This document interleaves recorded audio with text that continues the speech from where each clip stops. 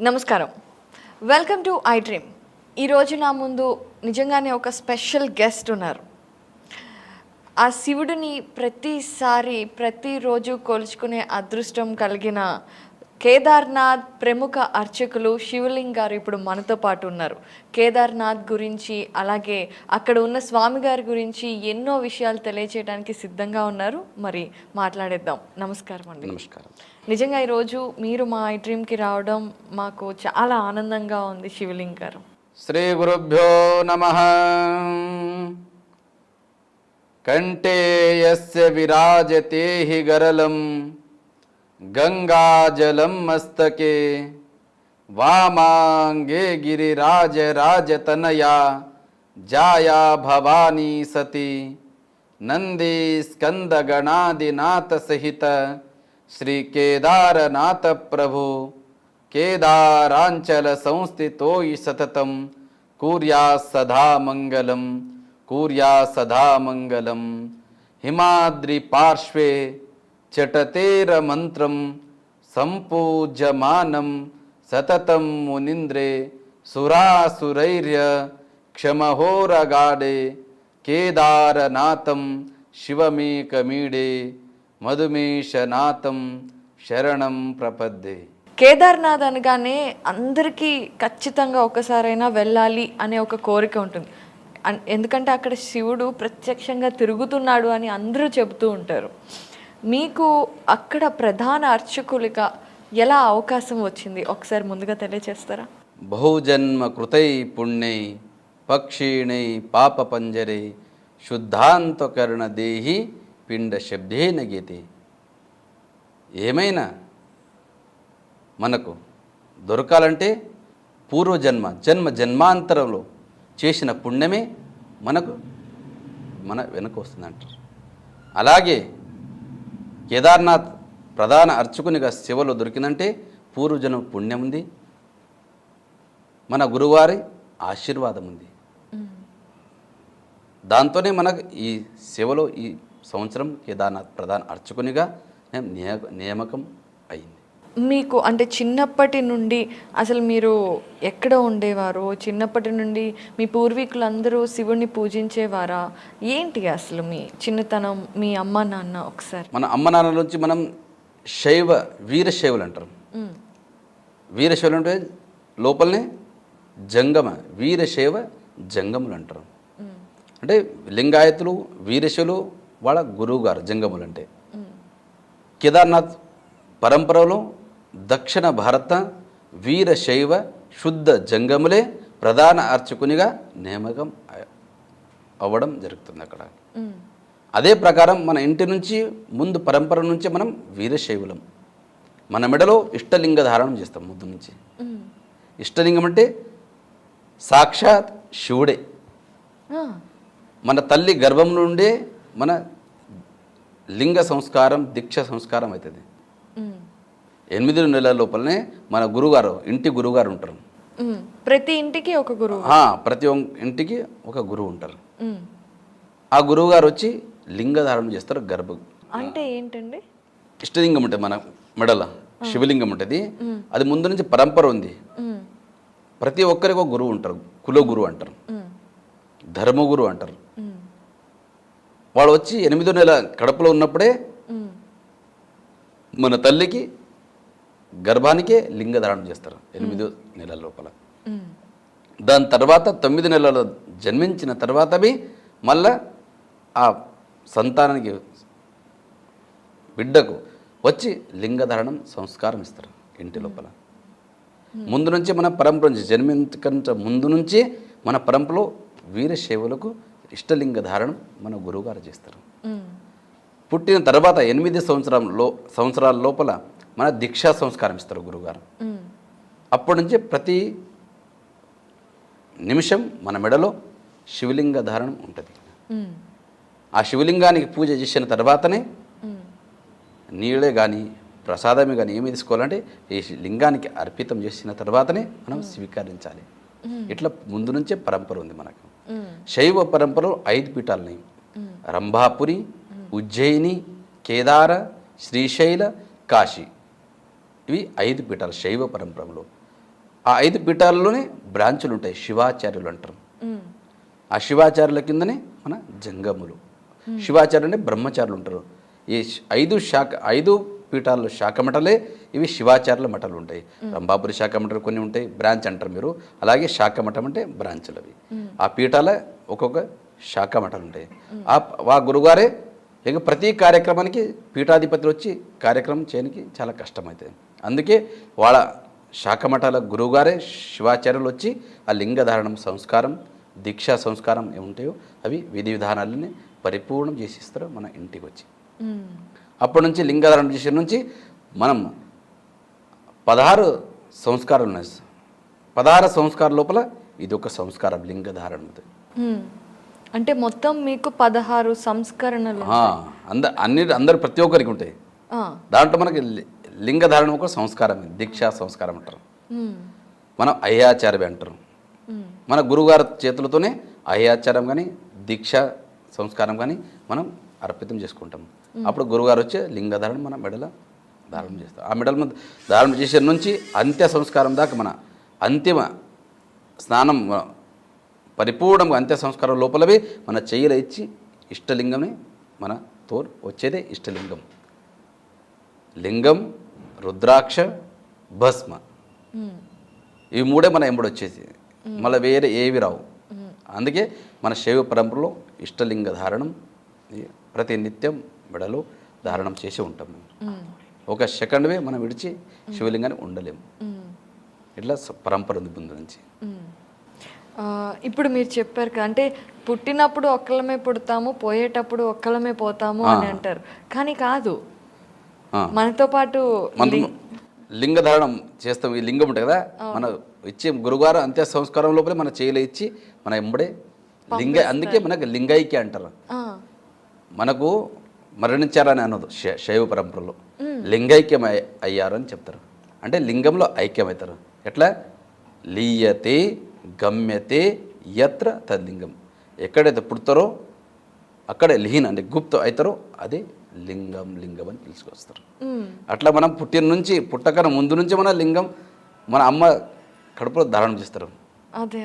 పుట్టిన తర్వాత అదే లింగం మనకు ధారణ చేస్తారు. పుట్టిన తర్వాత అదే లింగానికి దీక్షా సంస్కారం అయిన తర్వాత ఆ దీక్షా సంస్కారంలో మళ్ళా గురుగారు లింగం ఇచ్చి మంత్రోపదేశం ఇస్తారు. 7 కోటేషు మంత్రేషు మంత్ర పంచాక్షరమాన్.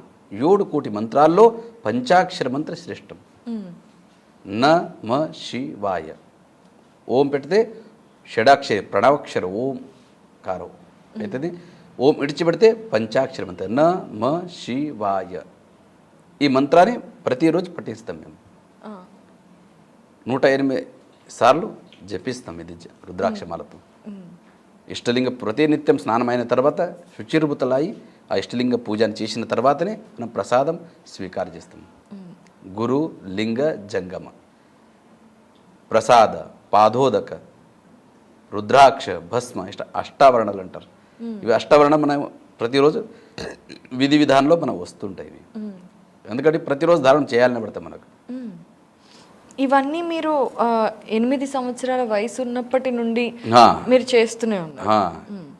మీరు మామూలుగా అంటే ఎడ్యుకేషన్ అది ఉందా అండి? ఎడ్యుకేషన్ అంటే ఇది ముందు నుంచే పరంపర ఉంది ఒకటి. ఇది గురు శిష్య పరంపర అంటారు. మనకు ఎవరికైతే ఇక్కడ దీక్షా సంస్కారం చేయాలో ఇక్కడ ఇంటిలో దీక్షా సంస్కారం చేస్తారు. కానీ దాని తర్వాతవి కేదార్పీఠ పరంపరలో చలా దీక్ష అని అక్కడ కేదార్నాథ్ పీఠంలో మఠంలో చేస్తారు. అక్కడ మన గురుగారు ఓకే ఎవరికి ఛాయిస్ చేసుకొని పోతారు. ఇక్కడ మన బొట్టు అంటే శిష్యులకు వాళ్ళకి అక్కడ దీక్ష మళ్ళా చలా దీక్ష అని చేస్తారు అక్కడ. మీరు ఏ వయసు అప్పుడు కేదార్నాథ్ వెళ్ళారో తెలుసు? 2003 లోపల. అప్పుడు 2003 లోపల ప్రతి పుట్టిన నుంచి మనం 2003 దాకా మన ఊళ్ళో చప్టా గ్రామంలో విద్యాభ్యాసం మొత్తం 10th క్లాస్ దాకా అక్కడనే నిర్వహించుకున్న తర్వాత 2003లో 10th పరీక్ష ఎగ్జామ్ అయిన తర్వాత మనం కేదార్పీఠానికి వెళ్ళినాం మేము గురుగారు ఎంబడి. ఓకే 2003 నుంచి 19 దాకా వాళ్ళ సేవలు ఉంటాయి 24 గంటలు. మన గురుగారు ఉంటారు. కేదార్పీఠం వర్తమాన పీఠాధిపతులు శ్రీ శ్రీ శ్రీ 1008 జగద్గురు రావల్ పదవి విభూషిత భీమాశంకర్ లింగ శివాచార్య మహాస్వామీజీ మన గురుగారు. వాళ్ళ కృపాశీర్వాదంతో 2003 నుంచి 19 దాకా వాళ్ళ సేవలు ఉంటున్నాయి. దాని తర్వాత మన చేసిన సేవకు చూసి వాళ్ళ కృప నుంచి వాళ్ళ అమ్మ నాన్న చేసిన పుణ్యం నుంచి ఈ కేదార్నాథ్ మొట్టానికి కారణం అంటే మన గురువు కృప. ఎందుకంటే దేవుని కృప ఉంటేవి మన గురువు కృప ఉండాలంట. గురువు కృప అంటే ఏమైనా సాధించవచ్చు అంట. అదే ఇది ముఖ్య కారణం కేదార్నాథ్ ప్రధాన అర్చకునిగా కావాలంటే మన గురుగారి కృపాశీర్వాదం, మా అమ్మ నాన్న చేసిన పుణ్యం ఇట్లా నేను భావిస్తున్నాను. మనం గర్విస్తున్నాను. నేను మేము కూడా చాలా గర్వంగా ఫీల్ అవుతున్నాము. మన ఇక్కడ దక్షిణ భారతదేశం నుండి కేదార్నాథ్, ప్రపంచంలోనే ఎంతో పేరు ప్రఖ్యాతలు ఉన్న కేదార్నాథ్లో మీరు ప్రముఖ అర్చకులుగా ఉండడం అనే విషయం గురించి. అయితే ఈ విషయాలన్నిటిలో కూడా ఒక విషయం ఏంటి అంటే, ఇప్పుడు మీరు గురుసేవకై వెళ్ళిపోయారు. అది 10th క్లాస్ వరకు చదువుకున్నారు కదా. చిన్నప్పటి నుండి నేను ఎవరైనా మామూలుగా పిల్లలకి నేను అదవ్వాలి ఇదవ్వాలి అని కోరిక ఉంటుంది. అలా ఎప్పుడు మీరు ఆశయాలు అనేవి పెట్టుకోలేదు? ఎప్పుడు శివతత్వంలోనే ఉన్నారా? శివుని సేవలు అయితే ఉన్నాము పుట్టి నుంచి మనము. వీర సేవలు మనం ఎందుకో శివుని భక్తి నుంచే మనం పెద్దగా అయినాం. శివుని ఆరాధకులం మనం ముందు నుంచి. ఎందుకు సృష్టికర్త శివుడు. మన వీరశివులు అంటే విశేషం అంటే శివుని ఆరాధకులే ముందు ఉండే. దాని తర్వాత 10th అయిన తర్వాత మనం ఏదైనా శ్రీశైలం కానీ కాశీ కానీ గురుకులంలో చేరి అక్కడ విద్యాభ్యాసం వేదాలు అన్నీ చదువుకోవాలని మన ఆశ, సంగీతం నేర్చుకోవాలని చాలా ఆశ ఉండే. కానీ సమయం కుదిరి రాలేదు, టైం ఎక్కువైపోయింది. అప్పుడు మన గురుగారు భీమాశంకరలింగ శివాచార్య మహాస్వామిజీ వారు మన గ్రామానికి వచ్చండి. అప్పుడు పెద్ద ప్రోగ్రామ్ అయింది. అప్పుడు అక్కడ మా నాన్నగారు అడిగారు, మా పిల్లగానికి ఎక్కడ నేర్చుకోవడానికి పెట్టాలని అనుకుంటున్నామని. గురువుగారు అన్నారు, మనం ఎంబడే పెట్టేయండి, మేము అన్ని నేర్పిస్తామని చెప్పారు. అయితే సరే అని అప్పుడు మన ఊళ్ళో కార్యక్రమం అయిన తర్వాత వెళ్ళిపోయారు. దాని తర్వాత మన శ్రీశైలం ఫోన్ చేసేంటి మేము అప్పుడు. అట్లా అడ్మిషన్ అన్నీ మొత్తం ఫుల్ అయిపోయినాయి. ఆడ ఈ సంవత్సరం కుదరదు, మళ్ళీ వచ్చే సంవత్సరమే కుదురుతుందని చెప్పేశారు అక్కడ ఫోన్లో. దాని తర్వాత గురువుగారి నంబర్ ఉండే, అక్కడ ఫోన్ చేశారు మా నాన్నగారు. మన అదే సంవత్సరం నేను బిదర్ పాపనాశ దేవస్థానంలో ప్రతిరోజు మన గురువుగారి ప్రతి సంవత్సరం ఒక నెల శ్రావణ మాసంలో శివ తపో అనుష్ఠానం ఉంటుంది. ఆ అనుష్ఠానంకి అక్కడ వచ్చేస్తున్నాము, అక్కడ తీసుకురండి, అక్కడ మనం ఉంచుకుంటాం చూసి మీ పిల్లగానికి అని చెప్పారు. అక్కడ బిదర్లో తీసుకుపోయారు మా నాన్న. గురువారికి దగ్గర తీసుకుపోయి అక్కడ మన పిల్లగాడు ఇది రౌతుంది, మీరు ఏం చేస్తారో చేయండి, మీ పాదాల మీద ఇడిచిపెట్టి వెళ్తున్నామని మా నాన్నగారు చెప్పేశారు. అప్పటి నుంచి 2003 నుంచి అప్పటి నుంచి గురువారం ఎంబడే వాళ్ళు తీసుకుపోయారు, కేదార్నాథ్ తీసుకుపోయారు. అప్పటి నుంచి 2004 లోపలనే మనకు దీక్షా సంస్కారం ఇచ్చి అక్కడ చెలా సంస్కారం అంటాం. అప్పుడు చెలా సంస్కారం ఇచ్చి మన సేవలో తీసుకున్నారు మనకు. అప్పటి నుంచి 2003 నుంచి 19 దాకా గురుగారి సేవలను నిరంతరం వాళ్ళ ఎంబడే ఉంటుంటుంది. అక్కడ మీకు అంటే ఇంట్లో అమ్మ నాన్నని వదిలి అన్ని సంవత్సరాలు ఉండటం బాధే లేదా? అంటే వెళ్ళినప్పుడు కొత్తలో ఇబ్బంది పడలేదా? అదంతా కొత్త సంస్కృతి కదా కేదార్నాథ్ అనేది. తెలుగు వారు వేరు, నార్త్ ఇండియా. ఏదైనా సాధించాలంటే అట్ట సులభంగా దొరికేది కాదు. ఎందుకంటే కష్టం సుఖం అందరికీ ఉంటాయి. అవును. హాయిగా కూర్చొని అన్నీ దొరకాలంటే దొరికేది చాలా కష్టం. గురుగారి చేతిలో ఏం సేవ చేసిన కదా, అది ఒకటి మన తపశ్చర్య అనేది. వాళ్ళకి అనుగుణంగా నేను సేవ చేసినంటే వాళ్ళ ఫలితమే ఇది కేదార్నాథ్ని ప్రధాన అర్చకుని అయ్యే అవకాశం వచ్చిందంటే అదే పుణ్యం. అవును గురుగారు, చాలా నిజం చెప్పారు. కూర్చుని తింటే తపశ్చర్య అంటే ఎక్కడో హిమాలయంలో కూర్చొని చేసే తపశ్చర్య కాదు. ఒకరి గురుగారి సేవలు ఉండి నిరంతరం శ్రద్ధాభక్తితోని, నిష్ఠాభక్తి, అవధాన భక్తి, అనుభవ భక్తి, సమరస భక్తి, ఒక అనుభవం ఒకటి భక్తి ఉంటుంది. ఏదే కష్టాలు వస్తే సరిదిద్దుకొని సేవ చేసేదంటే అది ఒకటి తపశ్చర్య అనేది. ఈ కష్టం వస్తున్నా విడిచిపెట్టేది అది తపశ్చర్య కాదు. ఎంత కష్టమైతే సాధించాలనుకుంటే అది చేయాలని పడుతుంది, ముందు కాలు పెట్టాలని పడుతుంది. అవును, వెనక కాలు తీసే సాధన కాదు అది. అది కూడా మన తపశ్చర్య సాధనే అనుకుని నేను అనుకుంటాను, భావిస్తున్నాను. ఓకే, అయితే మీరు గురువుగారితో కలిసి వెళ్ళిన మొదటి సంవత్సరంలోనే దీక్ష తీసుకున్నారు అన్నారు కదా, దీక్ష ఇచ్చారు. అది కేవలం కేదార్నాథ్లో మాత్రమే ఇస్తారా? అసలు ఆ దీక్ష ఎలా? దీక్ష సంస్కారం మన ఇంటి లోపల దీక్షా సంస్కారం అయి ఉంటుంది. అవును, కానీ కేదార్పీఠ పరంపర ఉంది. ఎవరైనా కానీ ఎన్నిక చేసుకొని పోతారు కదా. ఇప్పుడు ఈ శిష్యత్వం తీసుకో ఈయనకి శిష్యత్వం ఇవ్వాలని వాళ్ళు చాయిస్ చేస్తారు కదా గురుగారు. అప్పుడు అక్కడ చేలా దీక్ష అని అక్కడ మళ్ళీ వేరే మళ్ళీ తర్వాత మీద అక్కడ దీక్షా సంస్కారం పరంపర ఉంది. అదేంటో ఒకసారి కేదార్పీఠంలో ఇదే చేలా దీక్ష అంటే మన యొక్క శరీరం గురుగారి చరణంలో అన్నీ అర్పితం చేసుకుంటామండి. అటు దీక్షా సంస్కృతిలో మనం సంకల్పం చేస్తాం. ఓకే. తను మన ధన, మన శరీరం, కాయ, వాచ, మనస పూర్వకం మన గురువుగారి చరణంలో అర్పితం చేస్తామంటే ఈ ఒక దేహం ఇంటికి కాదు, ఈ గురువుగారికి సమర్పితమని అక్కడ త్యాగభావంతో అక్కడ దీక్షా సంస్కృతిలో మనం త్యాగం చేసిస్తాము. ఈ గురువుగారికి ఇచ్చిపెట్టిందండి మన తల్లి.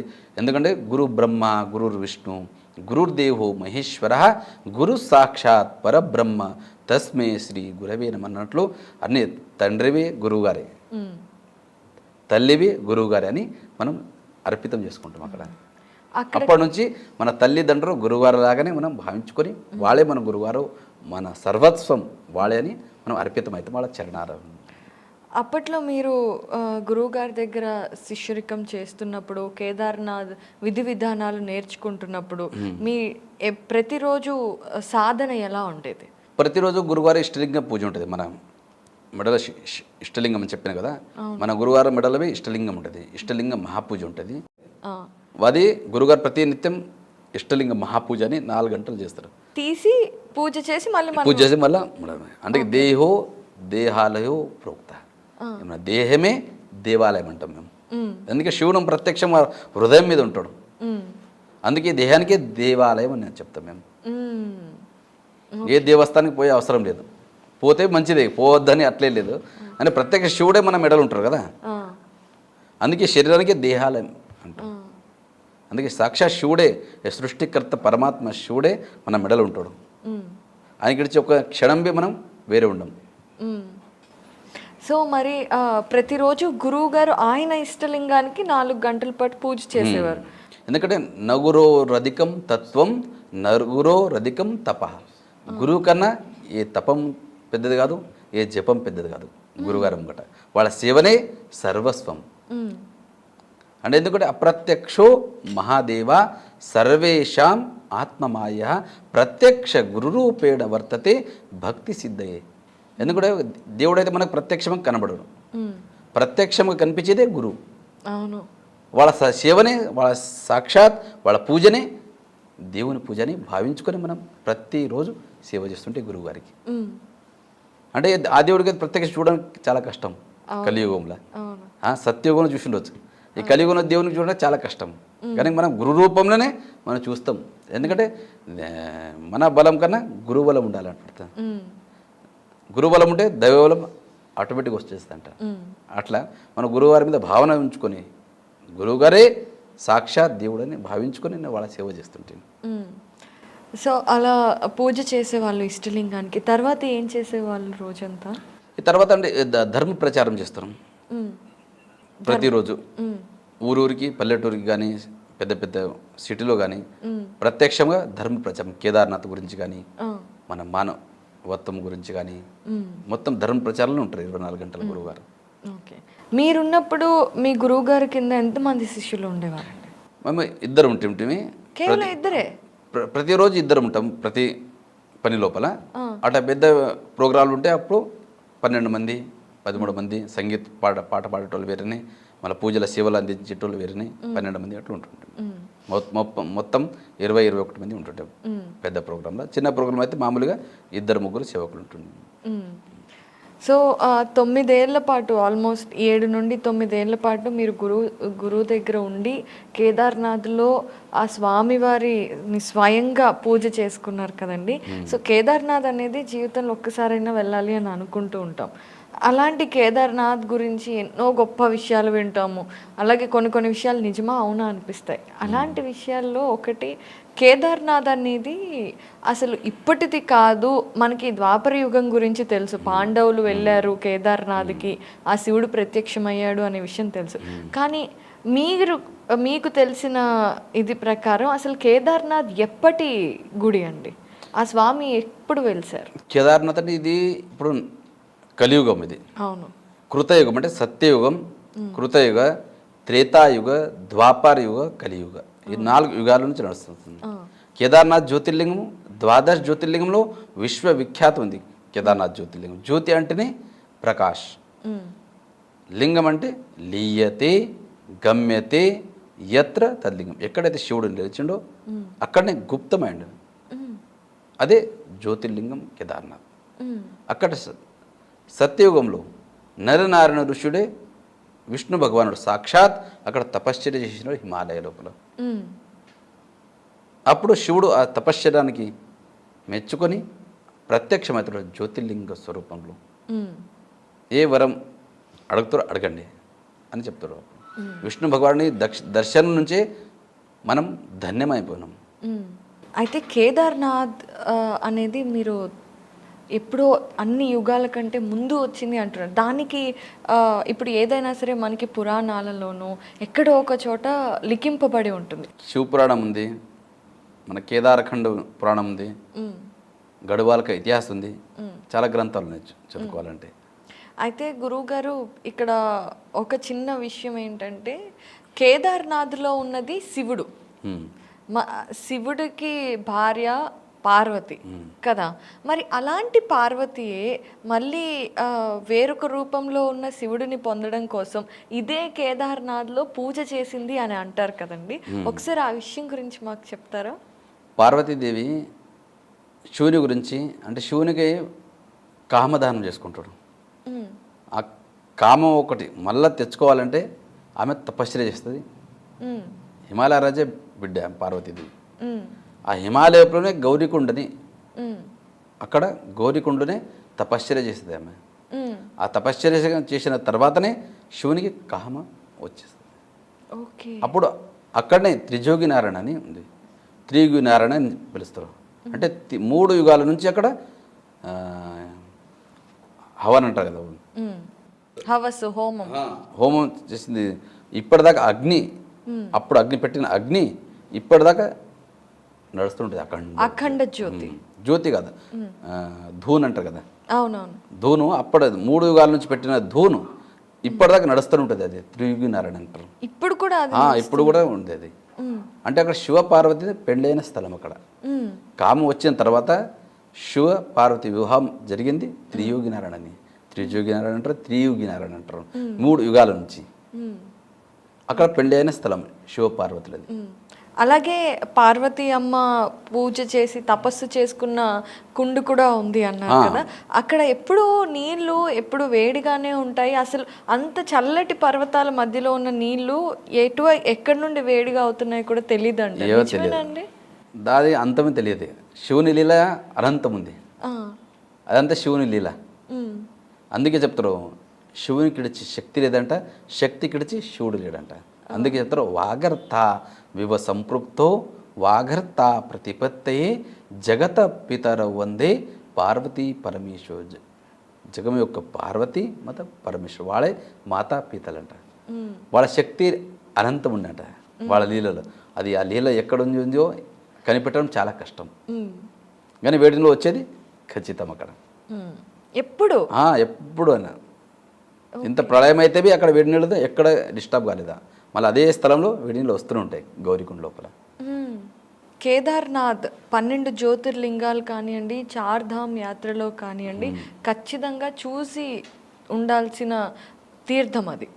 అంతటి ప్రాచుర్యం పొందడానికి ఈ 12 జ్యోతిర్లింగాల యొక్క విశిష్టత గురించి, అలాగే కేదార్నాథ్లో ఎప్పుడైనా మనకి లింగం అనేది ఒక స్ట్రక్చర్లో ఉంటుంది, కానీ కేదార్నాథ్లో మాత్రం ట్రయాంగిల్ షేప్లో ఉంటుంది, త్రికోణం షేప్లో. దాని గురించి ఒకసారి తెలియజేస్తారా? అంటే శివుడు కేదార్నాథ్లో ఉంటే పంచముఖ పరమేశ్వరుడు శివుడు. శివుడు హిమాలయాలో వచ్చేస్తారు. అక్కడ గుప్త కాశీ అంటే 3 కాశీలు, బనారస్ కాశీ, ఉత్తర కాశీ, గుప్త కాశీ. బనారస్ కాశీ నుంచి బయలుదేరుతారు పంచపాండవులకు. ఎందుకంటే వాళ్ళకు బ్రహ్మహత్య, గురుహత్య, గోత్రహత్య శ్రాపాలు తగులుతాయి కదా. ఆ శ్రాప విమోచన గురించే హిమాలయాలు వస్తారు పంచపాండవులు. అయితే శివుడు వాళ్ళకి దర్శనం ఇచ్చాడు. దర్శనం ఇచ్చాడు ఉంటే ఎక్కడో ఇచ్చేస్తుండేది, కానీ వాళ్ళకి పరీక్ష తీసుకోవాలని వాళ్ళ పరీక్షల గురించి అక్కడ హిమాలయం వచ్చేస్తారు. కానీ శివుడు ఒకటే స్థలంలో దర్శనం ఇయ్యడు. బనారస్ కాశీ నుంచి ఉత్తర కాశీ వస్తారు శివుడు, ఉత్తర కాశీ నుంచి గుప్త కాశీ వస్తారు. గుప్త కాశీ వచ్చిన తర్వాత అక్కడే పంచపాండవులు వస్తారు. వచ్చిన తర్వాత శివుడు అక్కడ గుప్తం అవుతాడు, కనిపించడు. అప్పుడు గుప్తం అవుతాడు. అందుకే అక్కడ గుప్త కాశీ అని పేరు పడుతుంది అక్కడ. విశ్వనాథ్ దేవస్థానం ఉంది అక్కడ, స్వయంభు శివలింగం. ఎందుకంటే శివుడు ఎక్కడ నిలిచి అక్కడనే లీనం అంటే గుప్త అవుతాడు, అదే శివలింగం ప్రకటమైంది అక్కడ. దీంట్లో శివునికి ఆకారం ఉకారం ఏది లేదు, బోల్లాత నిరాకారుడు. లింగ మధ్య జగత్ సర్వం. శివుని ఆకారమే ఏక గోళాకారం ఉంది. ఇట్లనే ఉన్నాడు శివుడు, అట్లనే ఉన్నాడు మన ఊహించే శాస్త్రాల్లో చదివిన మట్టుగా మనం ఆకారం తీసే శివుంది. జటాధారి త్రిశూల్ధారి ఏమైనా చెప్తుంటాం కదా, అట్లనే మనం చిత్రీకరణ చేస్తాం. కానీ శివుని చూసిన వాళ్ళు ఎవరు లేరు. అని శివుడికి ఆకారమే లేదు, నిరాకారుడు, లింగ రూపమే ఎక్కడైనా. అక్కడ గుప్తం అవుతాడు గుప్త కాశీ లోపల, అందుకే గుప్త కాశీ అంటారు. అక్కడవి మణికర్ణ కుండు ఉంది, గంగా యమున పారుతుంటుంది ఎప్పుడు ధార. అక్కడ ఆ శివుని ఇచ్చ అయితే ఉండేది అక్కడ దర్శనించేది. అయితే పార్వతి ఇచ్చ నుంచి అక్కడ అర్ధనారీశ్వర రూపంలో దర్శించారు. ఆ సగం పార్వతి సగం శివుని రూపంలో దర్శిస్తూ పాండవులకు అప్పుడు ఇచ్చి అక్కడ గుప్తం అవుతాడు శివుడు. ముంగడు అట్లనే హిమాలయంలో వెళుతుంటాడు శివుడు. కానీ ఎప్పటిదాకా శివుని దర్శనం కాదు, వీళ్ళ శ్రాపం పాప విమోచనం అయ్యేది చాలా కష్టం ఉండే పంచపాండవులకు. ఎందుకంటే దర్శన స్పర్శనశ్చైవ, ఎవరిదైతే దర్శనం అవుతుందో వాళ్ళ శరీరం పవిత్రమవుతుంది, పాపాలను తెలిసి తెలియని పాపాలన్నీ తొలగిపోతాయని చెప్తారు. అట్లాగే పంచపాండవులకు బ్రహ్మహత్య గురుహత్య శ్రాపం విమోచన కావాలంటే శివుని దర్శనం అత్యంత అవసరం ఉండే వాళ్ళకి. దర్శనం శివుని దర్శనం ఎప్పటిదాకా కాదో వాళ్ళది మోక్షం లేకుండే. అందుకే శివుని దర్శనానికి హిమాలయాలు వస్తారు. కానీ శివుడు బర్రె రూపంలో తిరుగుతుంటాడు హిమాలయ లోపల. ఎన్నో బర్రెలు, దాంట్లో శివుడు ఒక బర్రె రూపం వేషం వేసుకొని తిరుగుతుంటాడు. కానీ పంచపాండవులకు గుర్తుపట్టేది చాలా కష్టమవుతుంది. చాలా మంది ఆవు రూపంలో తిరిగాడు. భయస్ అంటే బర్రె రూపమే అది. ఇక చెప్పడానికి మంచిగా ఉండదని కొంతమంది ఆవు అంటారు, కానీ భయస్ రూపం అంటారు. అక్కడ బర్రె రూపంలో రూపంలో తిరుగుతుంటారు. ఎన్నో బర్రెలు ఉంటాయి, దాంట్లో శివుడు ఒకడు. మేరు సుమేర్ పర్వతం అనే 2 పర్వతాలు ఉన్నాయి ఇక్కడ. 2 పర్వతాల మీద కాలు పెట్టి భీముడు ఎందుకు బలవంతుడు, ఆయన బలవానుడు, బుద్ధిమాన్, శక్తిమాన్ అన్నిడు భీముడు. అప్పుడు ఆయనకు సూచిస్తే మేరు సుమేర్ పర్వతం పైన ఆగి అన్ని బర్రెల కింది నుంచి పంపిస్తారు అందరు. కానీ శివుడు దేవాదిదేవ్ మహాదేవుడు, ఆయన కింది నుంచి కొంచెం పోతాడు, ఆయన వేరే తోవలో పోతుంటాడు. అప్పుడు భీమునికి అర్థమవుతుంది శివుడు ఆయననే, వేరే తోవ పట్టుకుని పోతుండు కదా, ఆయననే ప్రత్యేక శివుడని వెనకబోయి పట్టుకొని పోతాడు భీముడు. అప్పుడు శివుడు ముఖభాగం కింద భూమిలో వేస్తాడు ముఖభాగం, మిగతా భాగమే వీపు భాగమే అక్కడ కనిపించేది శివలింగం కేదార్నాథుడు. అగ్రభాగ శివుడు ముఖం అగ్రభాగ పశుపతినాథ్ నేపాల్లో ఉంటుంది దర్శనం. అంటే పశునాథ అంటే పశుపతి అంటే పశువు యొక్క నాథుడు పశుపతినాథుడు. ఎందుకంటే ఇక్కడ పశువు రూపంలో వచ్చింది కదా శివుడు, అందుకే పశుపతినాథ్ అని పేరు పడ్డది. అగ్రభాగ పశుపతినాథ్ నేపాల్. అన్ని 4 భాగంలో దర్శించడం హిమాలయంలో, దానికే పంచకేదార్లు అంటారు. కేదార్నాథ్, మధుమేశ్వర్, తుంగనాథ్, రుద్రనాథ్, కల్పేశ్వర్. ఎందుకు కేదార్నాథ్ జ్యోతిర్లింగంతో సత్యయుగం ఉంది. ఇది నరనారాయణ ఋషి తపశ్చర్య చేసినందుకే శివుడు సాక్షాత్ జ్యోతిర్లింగ స్వరూపంలో నిలిచిండు అక్కడ కేదార్నాథుడు. దాని తర్వాత పంచపాండవుల స్టోరీ ఇప్పుడు ద్వాపార యుగం ఇది. అయితే అక్కడ పశుపతినాథ్ ముఖభాగం, కేదార్నాథ్లో వీపు భాగం పృష్ఠ భాగం అంటే, రెండో కేదార్నాథ్ మధుమేశ్వర్లో మధ్య భాగం అంటే నాభి స్వరూపంలో. ఇక నాభి స్వరూపంలో పూజ అవుతుంది మధుమేశ్వరంలో. ఎందుకంటే మదనాంతక భక్తవసల, మన శరీరంలో కామ క్రోధ మద మత్సర దమ అహంకారం ఏముంటుంది కదా, అవన్నీ తొలగించేదే రెండవ కేదార్నాథ్ మధుమేశ్వరుడు అంట. అక్కడ మధ్య భాగం దర్శనం అవుతుంది అక్కడ స్వయంభూ శివలింగానికి. మూడవ కేదార్నాథే తుంగనాథ్, అక్కడ హృదయం అని భుజం, అక్కడ దర్శించిన శివుడు. అక్కడ హృదయంది భుజంది పూజ అవుతుంది.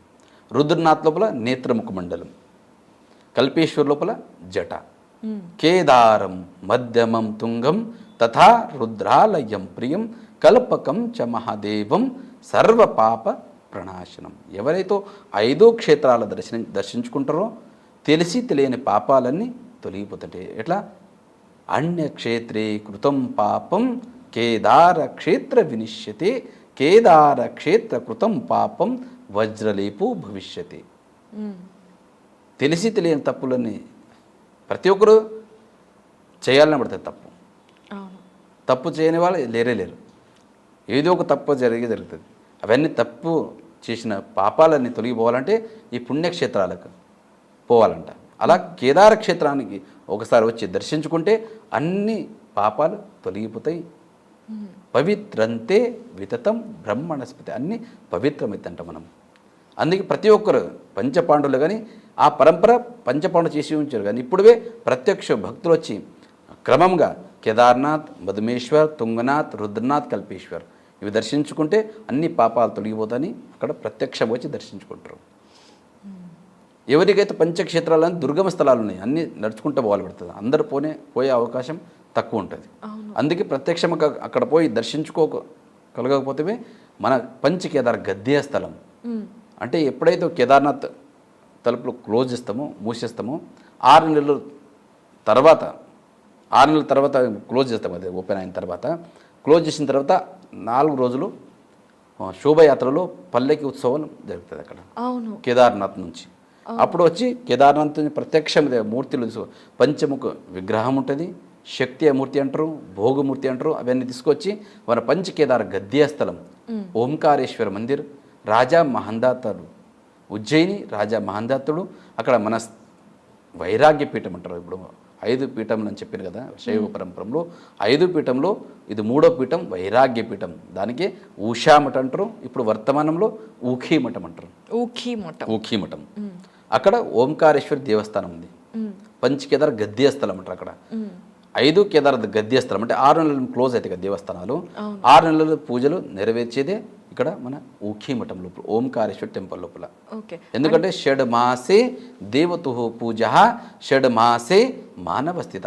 6 నెలలు ప్రత్యక్షంగా మానవులే పూజిస్తారు. అక్కడ ప్రధాన అర్చకులే కానీ భక్తులే కానీ వేద పండితులే కానీ ప్రత్యక్షంగా 6 నెలలు నెరవేరుస్తారు అక్కడ పూజలు. అక్కడ 6 నెలల తర్వాత క్లోజ్ అవుతుంది కదా యోగ సమాధి అంటారు, భస్మ సమాధి అంటారు, భస్మ పూజన అంటారు.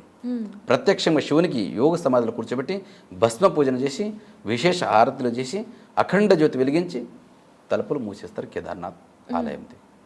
6 నెలల తర్వాత తెరిచిన తర్వాత అది అఖండ జ్యోతి అలాగే వెలుస్తుంటుంది. అసలు అంత చలిలో అలాంటి మనుషులు కూడా గడ్డలు కట్టుకుపోయేంత చలిలో ఆ అఖండ జ్యోతి అలాగే వెలిగి ఉండడానికి గల కారణాలు ఏంటి? కారణాలంటే 6 నెలల్లో దేవతలే పూజ చేస్తారు ప్రత్యక్షంగా అక్కడ. అదే కారణం. ఒకటి శివుడు ఎట్లా దేవాదిదేవ్ మహాదేవుడు ఆయన. ఆయన కన్నా సృష్టికర్తనే ఆయన. ఎందుకంటే పృథ్వీ, ఆప్, తేజ్, వాయు, ఆకాశ్ 5 తత్వాల అధినాయకుడే ఆయన. బ్రహ్మాండ నాయకుడే ఆయననే. అందుకే ఆయనకు ప్రత్యక్ష సేవలు దేవి దేవతలకు యక్ష గంధర్వ కిన్నర్వ ఎన్ని మంది ఉన్నారో మొత్తం అక్కడ పూజింపబడుతారు అక్కడ శివునికి. అందుకే అది అఖండ జ్యోతి ఎలా పూజ చేసి ఉంటుందో అఖండ తాజాగా పువ్వులు పండ్లు అన్నీ 6 నెలల తర్వాత తెరిచి చూస్తే అలాగే వెలుస్తుంటుంది అఖండ జ్యోతి. అది పూజ చేసిన స్వయంభూ శివలింగం. అదే కారణం. అంటే ఇది కొంతమంది అంటూ ఉంటారు, ఎవరైతే దేవుణ్ణి నమ్మరో వాళ్ళు వీళ్ళే పూజారులే అక్కడ 6 నెలలకి సరిపడేట్టుగా ఉంచి వస్తారు, అందుకే ఆ జ్యోతి అలా వెలుగుతూ ఉంటుంది అని అంటూ ఉంటారు. దానికి మీ సమాధానం ఏంటి? నాస్తికులు అంటుంటారు, వాళ్ళకి శ్రద్ధ ఉండదు కదా. అవును, మనము భావతితే దేవుడు అంటాము. మన భావన ఎక్కడ వస్తుందో అక్కడ దేవుడు ఉంటాడు. మన భావన లేదు అక్కడ వాళ్ళకన్నా ఎట్లా అనిపిస్తుంది? ఎవరు శ్రద్ధాభక్తిని పూజిస్తారో వాళ్ళకి సాక్షాత్ శివుడు ఉన్నది ఒక భావిస్తాం మనం. వాళ్ళకి భావననే ఉండదు. అది నిజమే. అయితే ఇక్కడ ఉత్సవ విగ్రహాలు మీరు తీసుకొస్తారు అని అన్నారు కదండి, 4 రోజుల పాటు అంటే పైన పంచాంగం గురించి ఓపెన్ అయ్యే తలుపులు తెరిచేది మహాశివరాత్రి రోజున మన గద్య స్థలం ఊఖీమఠంలో పంచాంగణన జరుగుతుంది. అక్కడ పంచాంగణన అయిన తర్వాత 3 రోజులు 4 రోజులు ఆ తిథి ప్రకారం నిశ్చయిస్తారు. అక్కడ ఒక్కొక్కసారి 4 రోజులు పడుతుంది కేదార్నాథ్ పోనికి, ఒక్కొక్కసారి 3 రోజులనే పోతాం. అంటే తిథులను బట్టి తిథులను బట్టి ముహూర్తం బట్టి ఆ రోజు బయలుదేరేది ముహూర్తం, అక్కడ తెరిచే ముహూర్తం బట్టి మనం ఇక్కడ బయలుదేరుతాం ఊఖీమఠం నుంచి. ఎప్పుడైతే క్లోజ్ అవుతుందో అప్పుడే కేదార్నాథ్ నుంచి పల్లెకి తీసుకొచ్చి ఊఖీమఠంలోనే 6 నెలలు పూజిస్తారు ఇక్కడ. ఒకరోజు కింద రాంపూర్, 2వ రోజు గుప్తకాశి, 3వ రోజు కేదార్నాథ్. ఇట్లా వచ్చే టైంలో మళ్ళీ ఇక్కడ నుంచి ఊఖీమఠం నుంచి బయలుదేరే సమయంలో 4 రోజులు పడుతుంది, ఎప్పుడెప్పుడు 3 రోజులు పడుతుంది. ఒకరోజు ఊఖీమఠం నుంచి బయలుదేరుతుంది గుప్తకాశి, గుప్తకాశి నుంచి ఫాటా నుంచి గౌరీకుండ్, గౌరీకుండ్ నుంచి కేదార్నాథ్ ఒకరోజు, 4వ రోజు. 5వ రోజు ప్రొద్దున బ్రాహ్మీ ముహూర్తంన ద్వారం తెలిసి ఉంటుంది. అయితే ఆ దారి అంతా కూడా చాలా కష్టంగా ఉంటుంది కదా. ఎంతో పవిత్రంగా ఉన్న ఆ విగ్రహాలను తీసుకెళ్లే సమయాలలో మీరు అక్కడే ఎన్నో సంవత్సరాల నుండి ఉన్నారు కాబట్టి మీరు చూసిన ఏదైనా దేవలీలలు, ఎందుకంటే ఎన్నోసార్లు ఎన్నో ఆపదలు కలుగుతూ ఉండొచ్చు కానీ దేవుడే కాపాడతాడు అని అందరూ అంటారు. అలా మీకు విచిత్రంగా దేవుడు ప్రకటితమైన విశేషం ఏదన్నా మాతో చెప్తారు? విశేషమైన శివుని దగ్గర అంత శక్తి ఉంది. 2013 లోపల ప్రళయం అయింది. అవును. కానీ ఎన్నో మంది ఇదే అయిపోయారు, నీలపాలైపోయారు. కానీ ఎన్నో బిల్డింగ్స్ కూలిపోయినాయి. కానీ ప్రత్యక్షంగా ఆ దేవస్థానంలో చేసే పూజారి, మళ్ళా అక్కడ ఉన్న సిబ్బంది మొత్తం అందరికీ శివుడు రక్షించుకున్నాడు. వాళ్ళ ఆస్థ ఏముంది, పూజ విధి విధానం ఎప్పుడూ ఆగలేవు. అవును.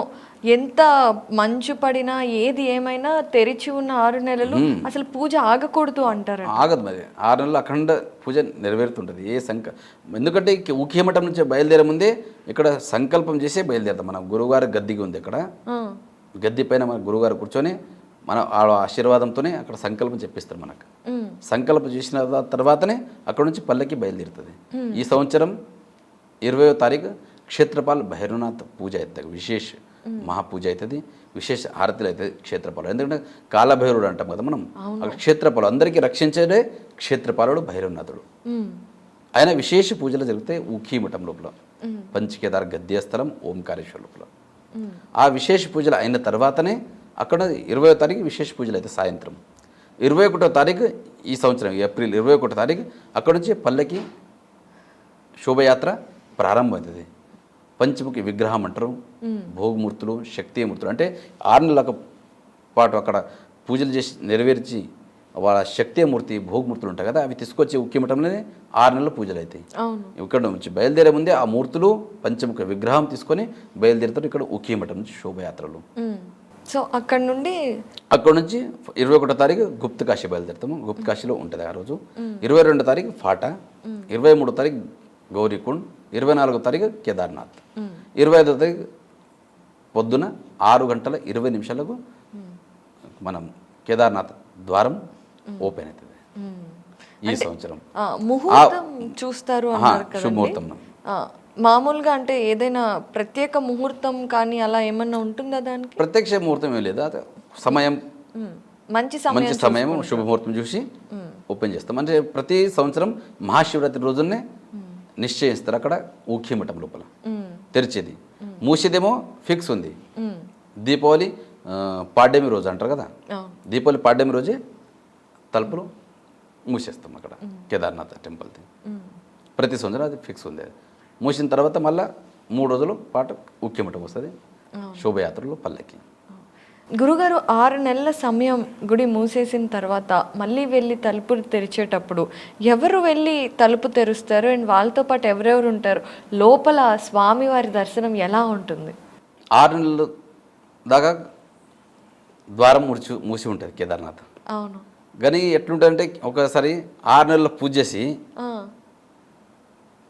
వచ్చే సమయంలో చాలా దుఃఖం అనిపిస్తుంది, ఏదో విడిచిపడేది. ఎందుకంటే సృష్టికర్తుడే ఆయన, ఆయననే మాకు అన్ని ఇచ్చే వరాలు ఇచ్చేది, మనకు సృష్టించేది, మనం చూసుకునేది ఎవరు? శివుడే.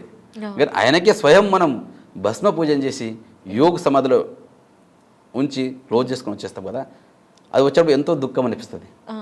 అదే మళ్ళీ క్లోజ్ ఓపెన్ అయ్యే సమయంలో ఎప్పుడెప్పుడు చూడాలి శివునికి. ఎందుకంటే మనం ఒక సాదా ఒక మనిషికి ఒక 5 నిమిషాలు రూమ్లో పెట్టేసి వస్తే మనకి ఎంత బాధ అనిపిస్తుంది. అయ్యయ్యో పెట్టి వచ్చేటప్పుడు ఏదో ఇదో దాంట్లో పెట్టేస్తాం. పెట్టి వచ్చిన తర్వాత ఎంత బాధ అయిపోతుంది. ఇక మనం ప్రత్యేక శివునికే 6 నెలలు విడిచిపెట్టి మనం వస్తాం కదా, ఎంతో ఇది అనిపిస్తుంది. ఆ తెరిచేటప్పుడు అది ఆనందం అంటే అది చెప్పేదంత ఇది ఉంటుంది, అంత ఆనందం ఉంటుంది. ఆ సమయంలో మన గురువుగారు ఉంటారు అక్కడ సాన్నిధ్యం. గురువారం లోపల ప్రత్యక్షం ప్రతి సంవత్సరం ఏ పూజారి ఉంటారు, ప్రధాన అర్చకులు అంటే ప్రతి సంవత్సరం వేరే వేరే పూజారులు ఉంటారు. ఈ సంవత్సరం మేము ఉంటాం, వచ్చే సంవత్సరం మళ్ళీ వేరే పూజారులు ఉంటారు. 5 పూజారులు మనం. శివశంకర్లింగ్, శశిధర్లింగ్, వాగీశ్లింగ్, గంగాధర్లింగ్, నేను శివలింగ్. ఇలా 5 మంది పూజారులు ఉన్నాం మేము. ప్రతి సంవత్సరం వేరే వేరే పూజారులే అక్కడ శివులు ఉంటారు. ఎందుకు అలా అడగచ్చా స్వామి? ముందు నుంచి పరంపర ఉంది. ఈ ప్రతి సంవత్సరం ఒకటే జాగాలో 5 ఉంటే మనము ఒక్కొక్క సంవత్సరం అట్లా పరంపర ముందు నుంచి వచ్చింది అది. స్వామి అంటే మీరు అర్చకుల పేర్లందరూ చెప్పినప్పుడు కూడా అందరికీ లింగం అనే పేరు ఖచ్చితంగా ఉంది. అది అక్కడ అర్చకత్వం చేసే వాళ్ళందరికీ ఇచ్చే బిరుదా స్వామి? మన గురుగారు ఉంటారు కదా అక్కడ, చల దీక్షా సంస్కారం అంటారు అక్కడ. మన మఠంలో అక్కడ పీఠంలో దీక్షా సంస్కారం ఇస్తారు. చల సంస్కారం అంటే చల అంటే దీక్షా సంస్కారం. ఆ దీక్షా సంస్కారం ముందు ఏ పేరైనా పర్వాలేదు, లింగ ఉపాధి ఉంది. ఇప్పుడు నా పేరు శివలింగ, మీది ముందు నుంచి శివలింగం ఉంది మాది. ఇక ముందు లేకపోతే ఆ సమయంలో దీక్షా సంస్కారం ఇచ్చేటప్పుడు మన గురుగారి చేయితో ఆ పేరును లింగ రూపంలో మార్చేస్తారు. ఒక ఉపాధి ఉంది మన జగద్గురులో కానీ, ఈ 5 పూజారుల పేర్లు కానీ, ప్రత్యక్షంగా ఏ పేరు. ఇప్పుడు మా వర్తమాన జగద్గురు పేరు భీమాశంకర్లింగ, దానికన్నా ముందు సిద్ధేశ్వరలింగ, శాంతలింగ, ఇలా పేర్లు ఉంటాయి. అట్లతో పేర్లు రాసేటప్పుడు మన గురుగారి పేర్లు శ్రీ శ్రీ శ్రీ 1008 రావల్ పదవి భూషిత్ భీమాశంకర్ లింగ శివాచార్య మహాస్వామి ఇట్లా పేరు మొత్తం ఉంటుంది టోటల్గా. కానీ ఏ పేరైనా కానీ ఉపాధిలో భీమాశంకర్ లింగ్, శాంతలింగ్ ఇలా లింగ ఉపాధి ఉంటుంది. ఇప్పుడు వర్తమానంలో 5 పూజారులు ఉన్నాం. ఇప్పుడు ఈ 5 పూజారుల పేర్లు ఇప్పుడు శశిధర్ లింగ్, శివలింగ్, శివశంకర్ లింగ్, వాగీష్ లింగ్, గంగాధర్ లింగ్ ఇలా పేర్లు ఉన్నాయి వర్తమాన లోపల. ఈ 5 ఇప్పుడు మీరు ప్రధాన అర్చకులుగా ఇక్కడ ఉన్నారు కదా, మిగతా 4 ఎక్కడెక్కడ చేస్తున్నారు? అంటే వేరే దేవస్థానంలో ఉన్నాయి. అక్కడ కేదార్నాథ్ 1, మధుమేశ్వర్ 2, గుప్తకాశి 3, ఉఖిమఠ్ 4 స్థానాల్లో 4 పూజారులు. ఒక పూజారి ఎక్స్ట్రా అతిరిక్తిలో ఉంటారు, ఎక్స్ట్రాలో ఉంటారు ఒక పూజారి. ఎవరైతే సెలవులు ఇంటికి పోతారో ఎక్కడ బయటికి పోతారో ఆ సెలవులు అక్కడ ఆ పూజారి స్థానాల్లో మన వేరే పూజారి ఎక్స్ట్రాలో ఉన్న పూజారి తన సేవ చేస్తుంటారు శివుడు. అయితే మీరు చెప్పారు ఇప్పుడు మీరున్నారు కదా, మీరు ముందుగా కూడా గురువు గారికి సేవ చేసుకునేటప్పుడు కూడా చూసే ఉంటారు. 6 నెలల తర్వాత ఆ స్వామివారి దర్శనం అయినప్పుడు అక్కడ అఖండ జ్యోతి అలానే ఉంటుంది. అలాగే మామూలుగా ఇప్పుడు ప్రతిరోజు పూజ జరిగే గుడిలో దర్బార్ వాసన కానివ్వండి, మనం ఎన్నో చూస్తుంటాం, పూలు కానివ్వండి ఇలాంటివన్నీ. అక్కడ కేదార్నాథ్లో 6 నెలల తర్వాత వెళ్ళినప్పుడు ఎలా ఉంటుంది స్వామి ఆ స్వామివారి పరిస్థితి? 6 నెలల కింద చేసిన పూజ ఈరోజే ప్రొద్దున ఇప్పుడే చేసిన పూజ అన్నట్లు ఆ స్వరూపంలో ఉంటుంది శివలింగం. ఎందుకంటే పువ్వులు, పండ్లు, భస్మం, రుద్రాక్ష మొత్తం అప్పుడు క్లోజ్ చేసేటప్పుడు భస్మ సమాధి, యోగ సమాధి చేస్తాం కదా, అప్పుడు మంత్రోచ్చారణ, రుద్రాభిషేకం, మహాభిషేకం అయిన తర్వాత శివునికి అలంకారం చేస్తాం. రుద్రాక్షతోని పండ్లు, డ్రై ఫ్రూట్స్ మొత్తం అలంకారం చేసి క్లోజ్ చేస్తారు. తెరిచిన తర్వాత చూస్తే అఖండ జ్యోతి అట్లనే ఉంటుంది. మళ్ళీ పూజ చేసి ఇప్పుడే పూజ చేసిన 5 నిమిషాల కింద అన్నట్లు ఉంటుంది అక్కడ శివుడు. అంత పూజ అక్కడ ఎలా అయితే మీరు వదిలిపెట్టి వచ్చారో శివుని అలాగే ఉంటాడు, అలాగే ఉంటుంది. ఎందుకంటే ఒకసారి క్లోజ్ చేసిన తర్వాత తెరిచే అధికారం ఎవరికి లేదు. మళ్ళీ మన గురుగారు పోయి అక్కడ తెరిచేది. అయితే అంటే ఈ 6 నెలల కాలం ఏదైతే ఉందో నిత్య పూజలు ఖచ్చితంగా జరగాలి. ఒక్కరోజు కూడా అసలు ఏమైనా భూకంపం వచ్చినా, ప్రళయం వచ్చినా ఆ స్వామికి నిత్య పూజలు జరగాలి. కాకపోతే నేను విన్నాను కేదార్నాథ్లో మామూలుగా బ్రహ్మీ ముహూర్తంలో చేసే పూజలతో పాటుగా వివిధ సమయాలలో వివిధ రకాల పూజలు చేస్తారు. స్వామి ఒకసారి వాటి గురించి చెప్తారా? ఇప్పుడు సాయంత్రం మహాప్రసాదం, మహాభోగ్ అంటారు, శివునికి అభిషేకం చేసి మహా నైవేద్యం అర్పణ చేస్తాం. దాని తర్వాత విశేష ఆరతి ఉంటుంది, గంటన్నర 2 గంటల విశేష ఆరతులు ఉంటాయి. నంది ఆరతి, ఏకారతి, పంచారతి, నంది ఆరతి, వీరభద్ర ఆరతి, అనేక రకముల ఆరతితో మంగళారతి ప్రతినిత్యం జరుగుతుంది అక్కడ కేదార్నాథ్లో. దాని తర్వాత మళ్ళీ బాల్భోగ్ అని ఉంటుంది. ఏ సమయంలో ఉంటుంది? సమయం అంటే టైమింగ్ కొంచెం ఎక్కువ తక్కువ ఉంటుంది. అంటే రాత్రి అంటే సూర్యుడు అయ్యే సమయంలో ఆరతి ప్రారంభమవుతుంది. అంటే కొంచెం సూర్యాస్తుడు అంటే కొన్ని సమయంలో ఎక్కువ తక్కువ సమయం తక్కువ అవుతుంది. అయితే సూర్య అస్తమయం అయిన తర్వాత పూజ ఆరతి ప్రారంభం సాయంత్రం. దాని తర్వాత విశేషం అంటే శృంగారం చేస్తాం. అప్పుడు బంగారం కిరీటం ఉంటుంది స్వామికి. అది విశేషం ఏమంటే ఇది ఇంతకుముందు చెప్పి నేను అప్రత్యక్షో మహాదేవ సర్వేషాం ఆత్మమాయ ప్రత్యక్ష గురురూపేణ వర్తతే భక్తి సిదే. ఆ బంగార కిరీటం 6 నెలలు మన గురువుగారి పైన ఉంటుంది. అది 6 నెలల తర్వాత అక్కడ ఊఖ్యమఠంలో గద్దీ స్థలంలో గురువుగారు కూర్చొని అదే కిరీటం 6 నెలలు కేదారేశ్వర స్వామివారికి అర్పణం చేస్తారు శివుడు గురువుగారు. అది అందుకే ఆ గురువుగారికి బులంద్ కేదార్నాథ్ అంటున్నాం. ఆ కేదార్నాథ్ ఎవరితో మాట్లాడరు. కేదార్నాథుడు స్వయం శివలింగం ఎవరితో మాట్లాడరు. కానీ మాట్లాడే ప్రత్యక్షంగా శివుడు అంటే మన గురువు గారు. అందుకే అక్కడ గురువు గారికి బులంద్ కేదార్నాథ్ అంటున్నాం.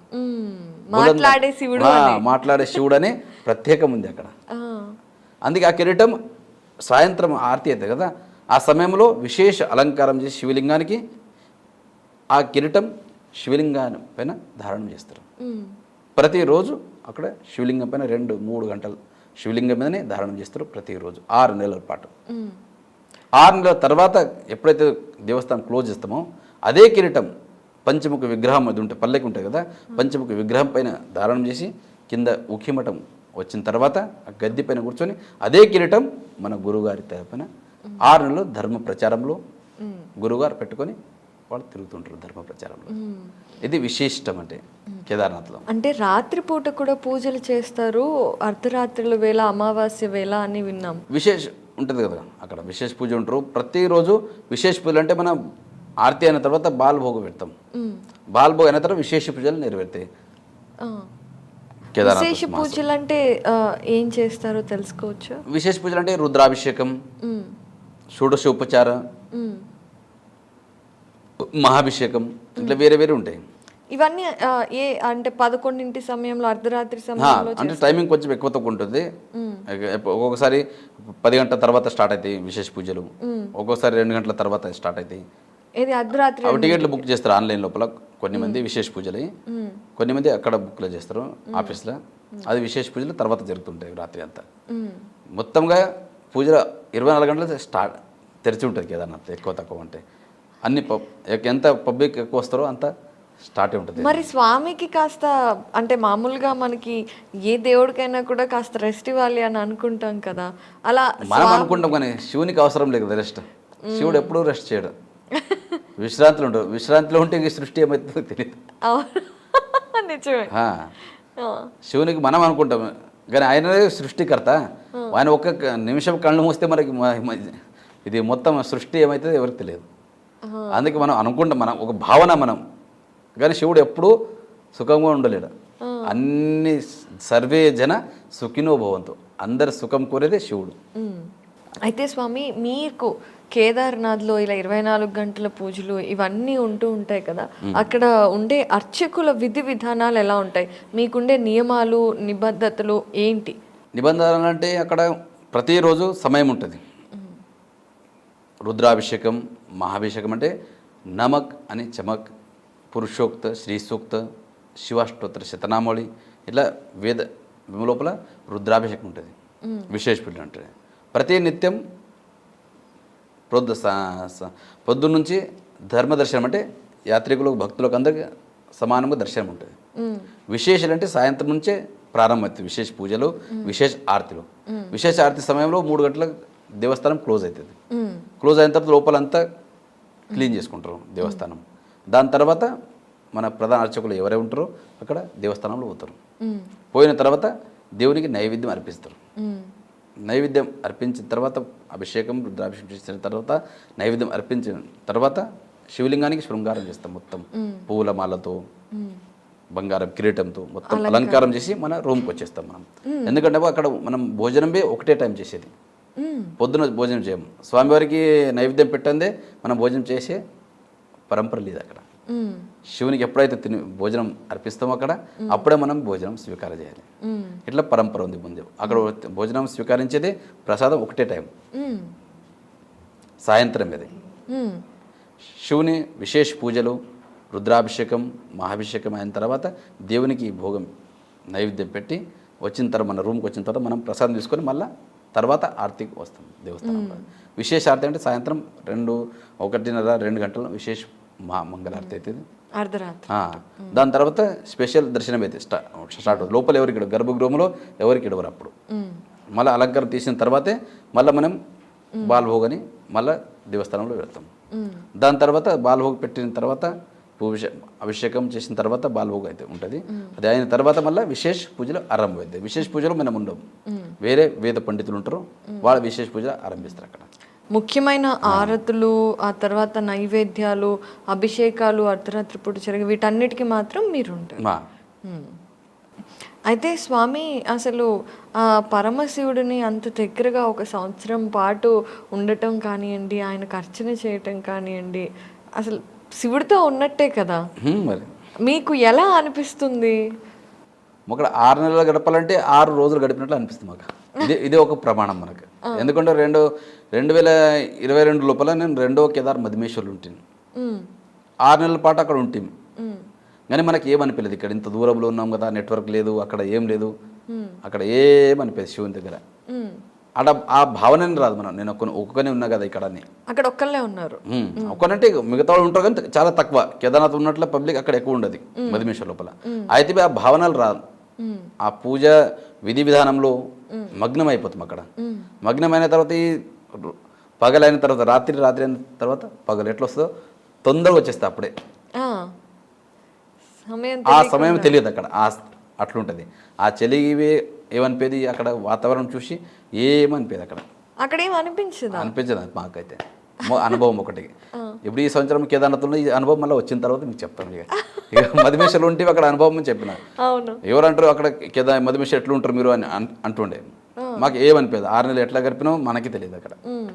అట్లా అయింది. ఇప్పుడు కేదార్నాథ్ ఇప్పుడు ఈ సంవత్సరం ఉన్నా ఈ సంవత్సరం ఎట్లయితే మేము వచ్చిన తర్వాత మీకు చెప్తాం. తప్పకుండా మేము ఎదురు చూస్తూ ఉంటాము. అయితే కేదార్నాథ్ విషయానికి వస్తే మనం ఎట్లా అయితే అక్కడ ఎక్కువగా ప్రళయాలు ఇలాంటివి జరుగుతూ ఉంటాయి కదా. కొంతమంది అంటూ ఉంటారు పరమశివుడు స్వయంగా వెలసిన ప్రదేశం అది, అక్కడే ఆయన నడియాడుతూ ఉంటారు, అలాంటి చోట ప్రళయాలు రావటం ఏంటి అని ప్రశ్నిస్తూ ఉంటారు. వీళ్ళకి సమాధానం ఏం చెప్తారు గురువు గారు? సమాధానం అంటే మన భారతీయ సంస్కృతి ఏముందంటే మంచి నడక, శుద్ధ భావన ఇవి ఉండాలి. మనం యాత్రలో పోతాము, చెప్పడానికి యాత్ర, చేసేది మరొకటి. ఎందుకంటే మన సంస్కృతి ఏముంది, భారతీయ సంస్కృతి అన్ని దేశాల కన్నా మన భారతదేశం ఎందుకు ముంగట్టున్నదంటే మన సంస్కృతి, సంస్కారం, పరంపర దీని గురించే ప్రాముఖ్యత ఉందనే మన భారతదేశం విశిష్ట ఉంది. అవును. మిగతా దేశాల్లో ఏం దొరకాయి మీకు? ఆస్థ అనేది దేవుని మీద ఆస్థ ఉన్నదే మన భారతదేశం. అది ఉంచుకుంటే మనకు ఇదన్నీ ఏం కష్టాలు ఏవి రావు. మనకి ఆరాం మంచిగా కష్టాలు వద్దు, సుఖంగా ఉంచాలంటే మీకు దేవునికి ఎవరు జ్ఞాపకం చేయరు. ఇంత పెద్ద శరీరం మనకు శివుడు ఇచ్చిండు, కళ్ళు ఇచ్చిండు, చెవులు ఇచ్చిండు, నోరు ఇచ్చిండు, చెయ్యిలు ఇచ్చిండు. మనం చేసే ఎందుకు ఇచ్చిండు? మంచి పని చేయాలి, మంచి సంస్కారం, పూజ, జపం, తపం చేయాలంటే ఈ నోరు ఇచ్చిండు. కానీ ఇవి చేయం మేము, ఏదేదో మాట్లాడతాం కానీ శివుని నామస్మరణం చాలా తక్కువ చేస్తాం. కేదార్ అంటేనే కే అంటేనే స్వర్గం, దార్ అంటేనే దర్వాజా. స్వర్గం యొక్క దర్వాజా అంటేనే కేదార్నాథ్. ఎందుకంటే సాక్షాత్ స్వర్గారోహణకి పంచపాండవులు పోయిందే అక్కడ హిమాలయం నుంచి. శివుడు దర్శనమిచ్చిందే అక్కడ. సృష్టి అంటే శివుడు, శివుడు అంటే సృష్టి, సృష్టి వేరే లేదు ఇక. అందుకే మన భావనలో శుద్ధతో మనం పని చేస్తే ఇలాంటి పనులు ఏవి కావు. ఇక్కడ వచ్చేసి ఏమేమో చేసుకోవడం అనాహుతులు చేసుకుంటే ఈ ప్రళయం వచ్చేది తప్పదు. ఇది మ్మ్. శివుని కంటే అందరికీ ఎందుకు శివుడు అంటే భూలాభి హే బాలాభి హే. మ్మ్. శివుడు మంచోళ్ళకు మంచిగా ఉన్నాడు. మ్మ్. ఆ సమయం వస్తే ప్రళయం చేసి చూస్తాడు, అవును, లయకారకుడు. లయకారకుడు. మరి చేసేటదాకా మళ్ళీ శివుడు జ్ఞాపకం రాడు. మరి కొంచెం లయ చేసిన తర్వాత ఏమో తప్పు చేసినామని ఒక భావన వస్తుంది. చేసిన వాళ్ళకి వస్తుంది కానీ చేయని వాళ్ళకి వస్తుంది. కరెక్టే. మరి భారతదేశం మనకు సృష్టి ఏదో ఒకటి కారణంగానే మనం ఉంటాం. అదేది సాధు సంతులు చేసిన పుణ్యమే, వాళ్ళ తపస్సు చేసిన పుణ్యమే మనకు పనికిస్తుంది. ప్రళయం వచ్చినప్పుడు కొంచెం రక్షణ చేస్తుంది కదా, వాళ్ళు చేసిన త్యాగమే. త్యాగాన్ పశు పాషాణ పూజతి. త్యాగంలో పశు మరియు రౌతు పూజనీయ అంటారు. అవి త్యాగం చేస్తాయి కదా పశువు. ఇప్పుడు ఆవు త్యాగం చేస్తుంది, అప్పుడు పాలు మేము తాగుతాం. అవును, అదే తాగుతుంటే మనం ఎట్లా తీసుకుంటాం?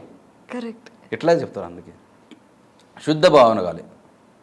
నిశ్చితాత్మ సుఖోదయం. మనం శరీరం, మన చిత్తం, మన మనసు ఏకాగ్రత చేయాలి.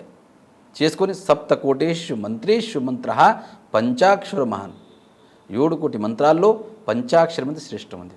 నమశివాయ నమశివాయ ఈ మంత్రాలు జపించుకొని ప్రతినిత్యం శుచిర్భూతమై మనం శివుని నామస్మరణ చేస్తే ఈ ప్రళయం రాదు, ఏ బాధలు రావు నేను చెప్తాను. చాలా బాగా చెప్పారు గురు. అండ్ శివుడు కళ్యాణకారుడు. శివుడు అంటే కళ్యాణకారకుడు. అకళ్యాణం ఎక్కడ చేయడు, అందరికీ కళ్యాణమే భావిస్తాడు. ఇక మనం చేసే పనిలో మనకు వస్తుంది. అయితే గురుగారు, కేదార్నాథ్లో మాకు అంటే చాలామందికి ఒకటి కేదార్నాథ్ టెంపుల్ మాత్రమే తెలుసు, ఇంకేవో చుట్టుపక్కల చాలా ఉండి ఉంటాయి. ఎప్పుడైనా ఒక చోట ఒక స్వామి ఉన్నారు అంటే చుట్టుపక్కల కూడా చాలా విశిష్టలతో కూడిన ఎన్నో గొప్ప గొప్ప ప్రదేశాలు ఉంటాయి. కేదార్నాథ్లో అలా ఇప్పటి వరకు గోప్యంగా ఉన్న ప్రదేశాలు ఏంటి? ప్రదేశాలు అంటే మొత్తం ఉత్తరాఖండ్ అంటేనే దేవభూమి. ఎక్కడ పోతే అక్కడ దేవతలు నిలిచిన భూమి అది. అందుకే ఉత్తరాఖండ్కు దేవభూమి అంటారు. ఏ భూమికి ఇప్పుడు భారతదేశం అంటుండొచ్చు, కానీ ఆ ఉత్తరాఖండ్ భూమికి ఏమంటారు? దేవభూమి అంటారు. దేవతలు మొత్తం నిలిచింది అక్కడ హిమాలయ లోపలే. శివుని పెండ్లి అయింది అక్కడనే, పార్వతి అనుష్ఠానం చేసింది అక్కడే, నిశుంభల మర్దన చేసింది కాళీ రూపం తీసుకొని ఆ కాళీమఠం బి అక్కడ హిమాలయ లోపలనే. కార్తీక స్వామి తపస్సు చేసింది హిమాలయనే. మొత్తం దేవతల వాసన నివసించింది హిమాలయ రూపం. అందుకే ఆ భూమికి దేవభూమి అంటారు. అందుకే హరిద్వార్కి కూడా హరద్వార్ అంటే శివుని ద్వారం. హరిద్వారం బయలుదేరితే మొత్తం శివుని ద్వారం. అక్కడ మొత్తం ఎక్కడ చూస్తే దేవస్థానాలు, ఎక్కడ చూస్తే దేవతలే. అందుకే దేవభూమి అంటారు. ఒకసారి కేదార్నాథ్ వెళ్ళొస్తే మనది పునర్జన్మ అని చెప్తారు. ఎందుకంటే ప్రతి ఒక్క మనిషి తప్పులు చేస్తారు. తెలిసి తెలియని తప్పులన్నీ ఈ పవిత్ర క్షేత్రం, పుణ్యక్షేత్రం, శైవ పరంపరలో కేదార్నాథ్ యాత్ర అంటేనే విశిష్టత ఉంది.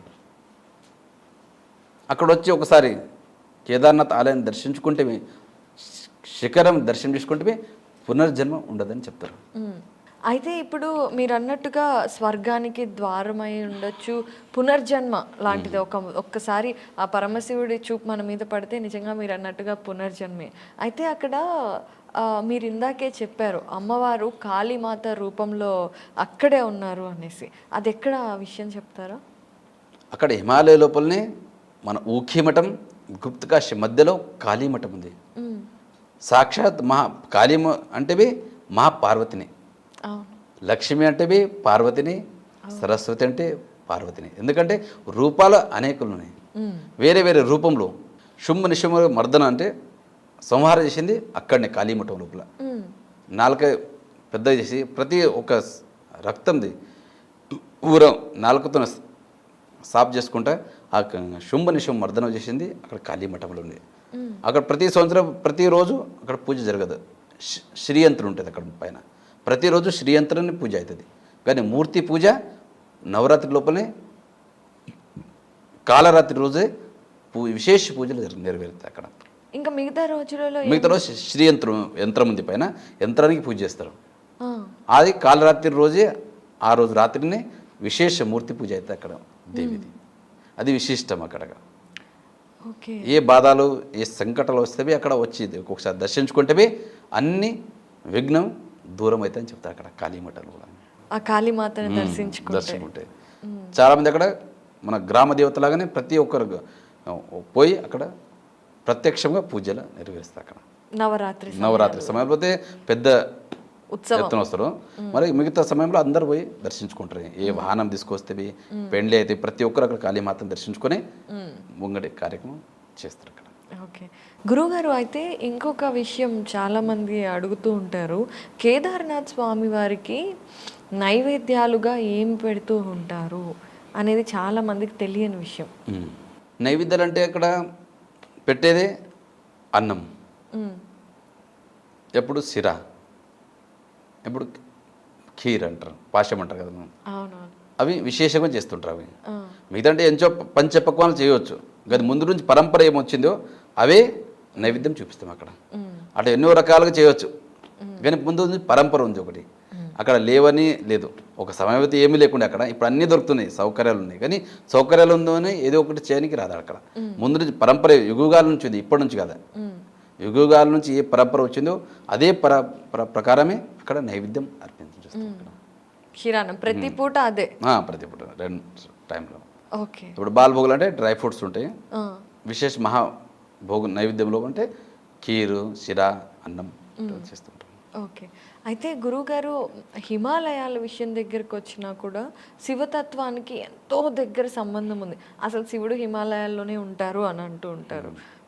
వాటి విషయాలు మీ గురువుగారి ద్వారా కానివ్వండి, అక్కడ ఉన్న పూజారుల ద్వారా కానివ్వండి, ఇంకేదైనా ద్వారా మీరు ఎప్పుడైనా తెలుసుకున్నారా హిమాలయాల గురించి? హిమాలయాలు మొత్తం కేదార్నాథ్ 4 ధామాలు ఉండేది హిమాలయ లోపల. అవును, గంగోత్రి, యమునోత్రి, కేదార్నాథ్, బద్రీనాథ్. అవును, ఋషికేశ్వరుని ప్రారంభమైతే మొత్తం హిమాలయనే అక్కడ. హిమాలయ శివుని సృష్టికర్త అయినడు.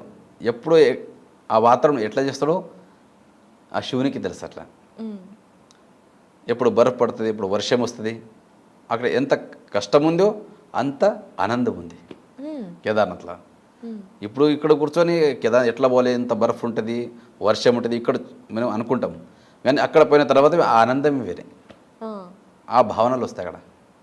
ఎందుకంటే సుఖశ్చానంతరం దుఃఖం, దుఃఖశ్చానంతరం సుఖం, సుఖం తర్వాత దుఃఖం వస్తుంట, దుఃఖం తర్వాత సుఖం వస్తుంట. అంటే ఇటు పోయేదాకా దుఃఖం అనిపిస్తుంది, చాలా కష్టం అనిపిస్తుంది మీకు కేదార్నాథ్ పోయిన. అక్కడ పోయిన హిమాలయాలో అక్కడ బర్ఫ్, ఆ దేవస్థానం చూసిన తర్వాత అక్కడ ఆ ఆనంద భాష్పాలే వేరుంటాయి అక్కడ కేదార్నాథ్లో, హిమాలయ. అందుకే హిమాలయ అంటారు. అయితే హిమాలయాలలో ముఖ్యంగా శివుడు ఉండే ప్రదేశంలో కానివ్వండి, కైలాస పర్వతం దగ్గర కానివ్వండి, మనకి టైం అనేది చాలా ఫాస్ట్గా ఉంటుంది. మనం ఇక్కడ ఒక రోజు గడిపితే అక్కడ 15 రోజులు, వారం రోజులు గడిపినట్టు అని సైంటిస్టులు కూడా చెప్పినట్టుగా ఎన్నో వార్తలు వస్తున్నాయి. వీటి గురించి మీరు ఎప్పుడైనా తెలుసుకున్నారా? సైంటిస్టులు అంటే వాళ్ళు సంశోధన చేస్తుంటారు, వాళ్ళ విషయాలే వేరు. ఇప్పుడు మనం తెలిసిన పూజ విధానం గురించి, అక్కడ ఉండే ఇది గురించి చెప్పవచ్చు. ఇక ఈ సైన్స్ టెక్ అంటే వాళ్ళ పనినే అది. అవునవును, సంశోధన చేసేదే వేరే. మన సంశోధన అంటే మన శివుడే సంశోధన మనది. అవును, అంటే కైలాస పర్వతం గురించి, కైలాస పర్వతం గురించి వేరే ఉంది అక్కడ, మనకు అంత ఐడియా లేదు అక్కడ. మన కేదార్నాథ్ గురించి అంటే మనకు కొంచెం ఇది ఉంటుంది. కైలాస పర్వతం అంటే చాలా పరిక్రమ చేయాలబడుతుంది, ఆ సమయం వేరే, అక్కడ దర్శనాలు వేరే, అట్లా అంటే. గురువుగారు, మరి శివతత్వం అనే విషయం గురించి ఒక్క మాటలో మీరు చెప్పాలి అంటే శివతత్వాన్ని ఏమని చెప్తారు అందరికీ అర్థమయ్యే విధంగా? అర్థం ఏంటంటే ఇప్పుడు మన ఎందుకు చెప్తారో, అన్ని దేవతలో శివుడు శ్రేష్ఠుడు.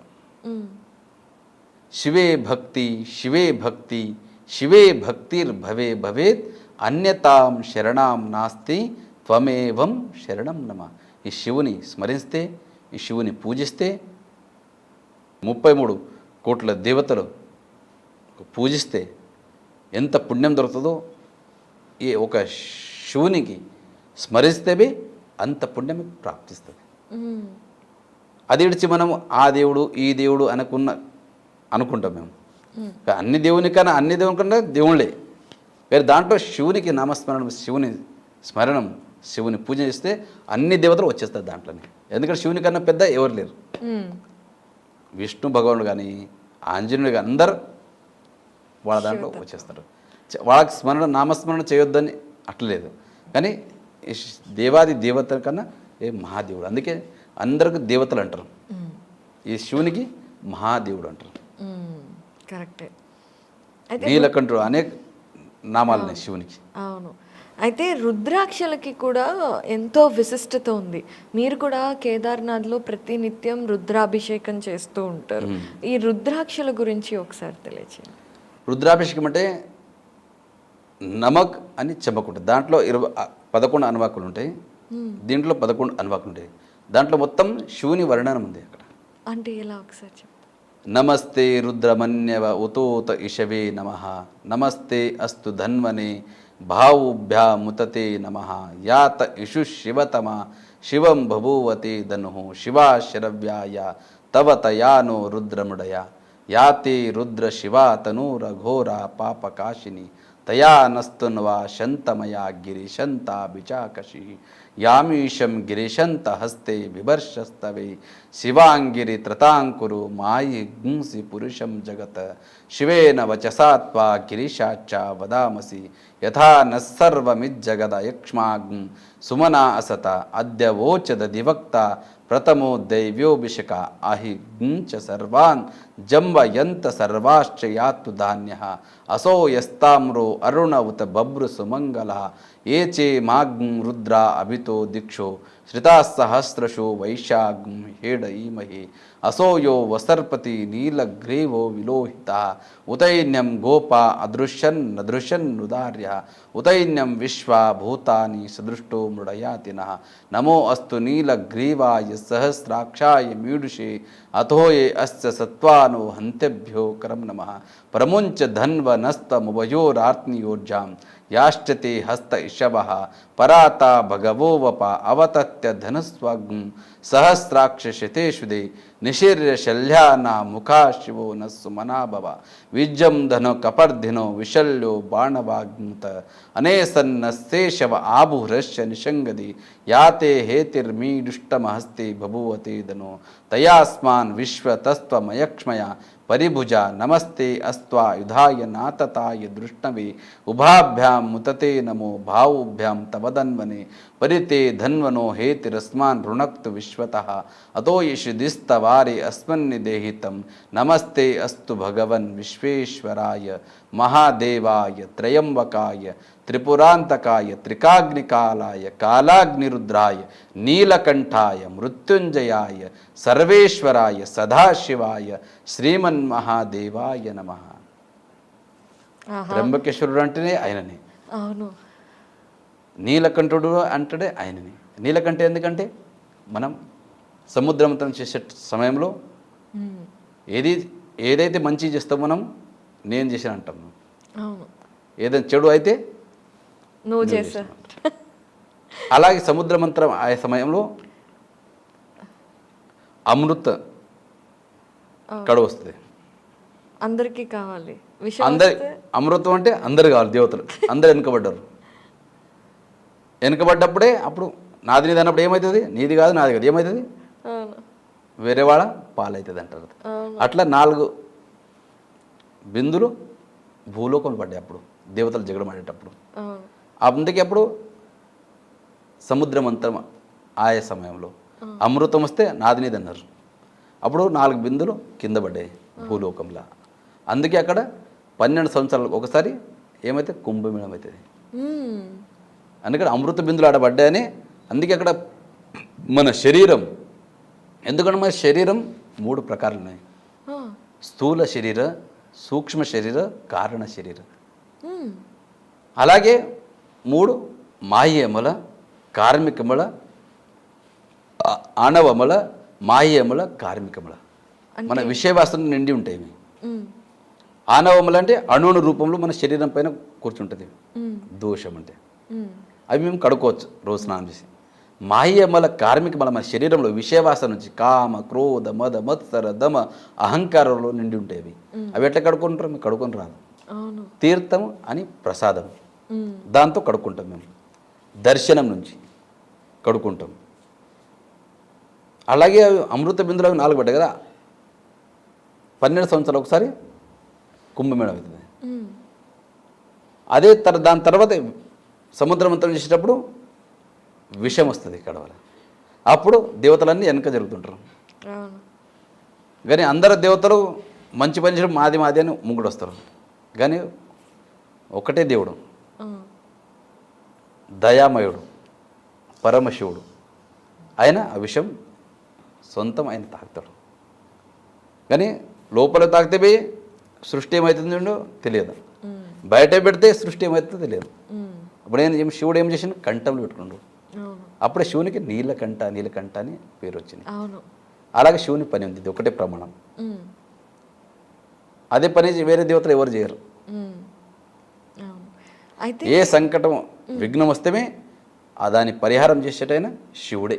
శివుడు ఆయన స్మరణం, ఆయన పూజ నచ్చితే అన్నీ మన పుట్టిన 84 జీవరాశి లోపల మన మనుష్యుడుగా పుట్టినందుకు మన జీవనం సార్థకమవుతుంది.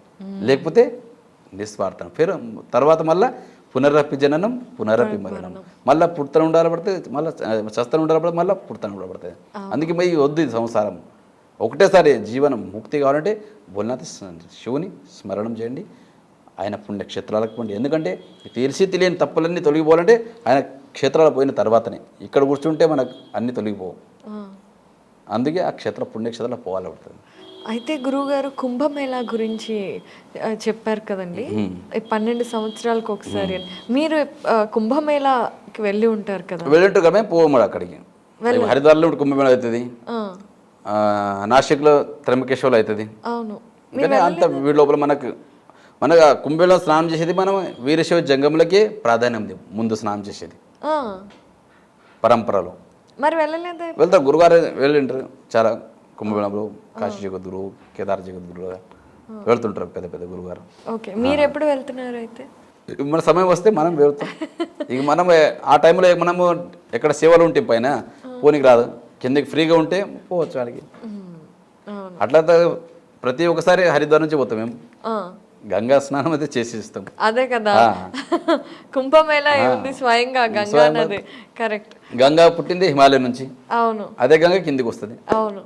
ఇక మనం శివుని ఎప్పుడు ఉంటే శివుడు మన దగ్గర ఉన్నాడు. శివుని సేవలు ఉన్నప్పుడు గంగా ఆటోమేటిక్ వచ్చేస్తాం మన దగ్గర. అవునవునవును. గురుగారు, శివుడు అంటే ఎవరైనా అంటే మనుషుల్ని మాత్రమే ఉద్ధరించేవాడు కాదు, భూత ప్రేతాత్మలను ప్రతి ఒక్క జీవరాశికి మేలు కోరేవాడే శివుడు. మీరు ఇందాక చెప్పారు కదండి, అంటే మనకి 3 కర్మ శరీరం, అలాగే స్థూల సూక్ష్మ కారణ. కరెక్ట్. 3 శరీరాలు ఉన్నాయి. అన్ని శరీరాలని ఉద్ధరించగలిగిన వాడు శివుడే. ఆ తత్వాల గురించి ఒకసారి. శివునికి అంటారు పంచముఖ పరమేశ్వరుడు అంటారు. ఎందుకు 5 ముఖాలు. సద్యోజాత, వామదేవ, అఘోర, ఈశాన్య. ఎందుకంటే శివునికి పంచతత్వాలు ఉన్నాయి, పంచగోత్రాలు ఉన్నాయి. వీర, నంది, భృంగి, వృషభ, స్కంద, ఇలా 5 గోత్రాలు ఉన్నాయి. 5 పీఠాలు ఉన్నాయి, అంటే ధర్మపీఠాలు. రంభాపురి, ఉజ్జయిని, కేదార, శ్రీశైల, కాశీ, ఇలా 5 పీఠాలు ఉన్నాయి. 5 పీఠంలో ఈ ప్రాముఖ్యతంగా వాళ్ళ శాఖామఠాలు వేరే ఉంటాయి. ఇట్లా పరంపర ఉంది వీరశైవ పరంపరలో. 5 పీఠంలోనే 3వ పీఠం అంటే హిమవత్ కేదార వైరాగ్య పీఠం. అక్కడ పీఠాధిపతులు అంటే మన కేదార్నాథ్ జగద్గురువులు. అక్కడ ఉత్తర భారత్లో రావల్జీ అంటారు. రావల్జీ అంటే రాజ్గురు, జగద్గురు అంటే ధర్మగురు. ఇలా పరంపర ఉంది. అయితే 6 నెలల పాటు అక్కడ పూజలు చేసి శివుడి సన్నిధిలో ఉన్న తర్వాత మిగతా 6 నెలలు ఆ 5 పుణ్యస్థలాలలో పూజలు చేసే పూజారులందరూ ఏం చేస్తుంటారు? అంటే 5గురు పూజారులు ఉంటాం కదా మేము. ప్రతి సంవత్సరానికి శివరాత్రిలో మన సేవలు చేంజ్ అవుతుంటాయి. కేదార్నాథ్లో ఉన్న వాళ్ళు అతిరిక్తులు ఉంటారు. అతిరిక్తి అంటే ఎక్స్ట్రా లోపల. కేదార్నాథ్ డ్యూటీ ఎవరు సేవ చేసి వస్తారు కదా, వాళ్ళు 6 నెలల తర్వాత అయిన తర్వాత అతిరిక్త సేవలు ఉంటారు. అంటే ఉక్కిమఠంలోనే. ముఖ్యమఠం అంటే కింద ఉక్కిమఠం అంటే పంచకేదార్ గద్దీ స్థలం. అంటే 6 నెలలు క్లోజ్ అయిన తర్వాత పూజలు ఎక్కడ నెరవేరుతాయో ఉక్కిమఠం ఓంకారేశ్వర టెంపుల్ లోపల అక్కడే ఉంటాం అందరం. గుప్త కాశీ పూజ చేసేటోళ్ళు 12 నెలలు అక్కడే ఉంటారు వాళ్ళు. ఉక్కిమఠం ఓంకారేశ్వర టెంపుల్లో దేవస్థానంలో పూజ చేసేటోళ్ళు 12 నెలలు ఆడే ఉంటారు. కానీ క్లోజ్ అయ్యేదే కేదార్నాథ్ మధుమేశ్వర్లు. అక్కడ 6 నెలలు క్లోజ్ అయిన తర్వాత అక్కడ చేసిన శివ పూజారులు ఇక్కడ ఉక్కిమఠం లోపలనే ఉంటారు. వాళ్ళపై 6 నెలలు సతతంగా పూజ రుద్రాభిషేకం మహాభిషేకం నిత్య నియమాలు ఏమున్నాయో ఇక్కడ ప్రత్యక్షంగా ఇక్కడ నెరవేరుతాయి. ఇక్కడ ఊఖీ మఠంలో దేవస్థానం. ఊఖీ మఠం అంటే ఓంకారేశ్వరుడు ఉన్న అక్కడ. అక్కడ ఉజ్జయిని రాజా మహందాతుడు జీవనంలో 60 సంవత్సరాల తర్వాత చవితి అవస్థ అంటారు. అంటే 60 సంవత్సరాల తర్వాత మొత్తం వైరాగ్యం వచ్చేస్తుంది. ఈ సంసారంలో ఇల్లు రాజ వైభవం ఏం లేదు. అప్పుడు ఆయనకు వైరాగ్యం వచ్చేది. దీంట్లో ఏం లేదు, నిశ్చిత మనం ఎక్కడానికి పోయి హిమాలయాల్లో తపశ్చర్య చేయాలని అక్కడ హిమాలయాలు చూస్తాడు రాజా మహందాతుడు. ఊఖీ మఠంలో వైరాగ్య పీఠంలో వచ్చేసి అక్కడ ఒక్క కాలి మీద ఆగి తపశ్చర్య చేస్తాడు రాజా మహందాతుడు. రాజా మహందాతుడు ఉజ్జయిని ఉంటాడు. అక్కడ వచ్చేసి ఒకటే కాలు మీద ఆగి 12 సంవత్సరాలు తపశ్చర్య చేస్తాడు రాజా మహందాతుడు. అప్పుడు శివుడు సాక్షాత్కారుడై అక్కడ శివుడు ఓంకార స్వరూపంలో నిలవేస్తాడు. ఓంకార బిందు సంయుక్తం నిత్యం ధ్యాయంతి యోగినః కామదం మోక్షదం చైవ ఓంకారాయ నమో నమః. సాక్షాత్ ఓంకార స్వరూపంలో దర్శనమిస్తాడు శివుడు. అందుకే క్షేత్రానికి ఓంకారేశ్వరుడు అనే పిలుచుకొస్తారు. దాని తర్వాత పంచకేదార్ గద్య స్థలం అంటారు. పంచకేదార్ గద్య స్థలం అంటే కేదారేశ్వర్, మధుమేశ్వర్, తుంగనాథ్, రుద్రనాథ్, కల్పేశ్వర్ 5 క్షేత్రాలకు పోయి దర్శనం అందరు చేసుకొని అవకాశం కలగకపోతే ఇక్కడ పంచకేదార్ గద్య స్థలం ఊఖీ మఠ్ ఓంకారేశ్వరం దేవస్థానం వచ్చి దర్శించుకుంటేవి 5 క్షేత్రాలు దర్శించుకున్నంత పుణ్యం మీకు అక్కడనే ప్రాప్తిస్తుంది ఊఖీ మఠం లోపల. ఎందుకంటే 6 నెలల పూజలు నెరవేర్చేదే అక్కడ ఊఖీ మఠంలో. అందుకే ఆ క్షేత్రానికి పంచకేదార గద్య స్థలం అంటారు, ఓంకారేశ్వరం టెంపుల్ అంటారు. మళ్ళా ఆ క్షేత్రానికి ఉషా మఠం అంటారు. ఉషా అంటే బాణాసురుని బిడ్డ. బాణాసురుడు రాక్షస వంశస్థుడు, అయితే శివభక్తుడు. ఆయన బిడ్డ ఉషాదేవి. ఉషా అక్కడ మన మఠంలో అక్కడ ముందు స్కూల్లో అవి లేకుండే, విద్యాభ్యాసం చేసేదే మఠంలో చేస్తుండే అప్పుడు ముందు. అక్కడ విద్యాభ్యాసం చేస్తాం. అక్కడ మాయారూపి ఆమె ఉషాదేవి. ఒకరోజు కలలో కనిపిస్తారు. ఎవరు? శ్రీకృష్ణుని మనముడు అనిరుద్ధు. కళలోనే మొత్తం పెండ్లి అయిపోతుంది, ప్రేమ వివాహం అయిపోతుంది. ఆయన చూస్తూ ఆయనతోనే పెండ్లి కావాలంటే స్వప్న కళలో మొత్తం చూసి ఉంటుంది. కానీ మొత్తం కళల పొద్దున చూస్తే అక్కడ ఏముండేది. కానీ అక్కడ ఆయనకు నేను ఎక్కడున్న కనిపెట్టేది చాలా కష్టం కదా. ఆమె ఫ్రెండ్ చిత్రలేఖ ఉంటుంది, సఖి. ఆమెకు చెప్తుంది ఎట్లా చూసిన కళలో ఎట్లా ఉండే అని. ఆమె ఎట్లా చెప్తుంటుంది ఉషాదేవి, అట్లనే ఆమె చిత్రీకరణ ఇస్తుంది. అప్పుడు ఆమె మాయారూపి. అప్పుడు ఆయన శ్రీకృష్ణ మనుముడు ఉంటాడు, కానీ ఆయన వాళ్ళ దేవత వంశులు. శ్రీకృష్ణుడు మనుముడు, ఈవుడు రాక్షస వంశులు. కానీ ఆ సమయంలో అసంభవం ఉండే, అసంభవానికి సంభవం చెప్పించారు. అక్కడ వివాహం చెప్పించారు. అక్కడ మాయారూపం నుంచే అక్కడ పలంగా తీసుకొచ్చి మన మఠంలో తీస్తారు అనిరుద్ధుని. అప్పుడు ఆయనవే లేచి చూస్తే ఆమె ఉషాదేవి చూస్తే ఆమెతోనే వివాహం కావాలి, ఆయనవే ఇచ్చి అవుతుంది, ఈమెది ఇచ్చి ఉంటుంది. అప్పుడు ఆ సమయంలో అక్కడ పీఠాధిపతులు ఆనందలింగ, జ్ఞానలింగ, జగద్దులు ఉంటారు అక్కడ. అప్పుడు వాడు పెళ్లి నెరవేరుస్తారు అక్కడ. అప్పుడు ఇంత పెద్ద పని చేశారంటే గురుదక్షిణ రూపం గురుదక్షిణను ఏం సేవ చేయాలంటే ఆ మఠానికి జీర్ణోద్ధారం చేసేస్తుంది ఉషాదేవి.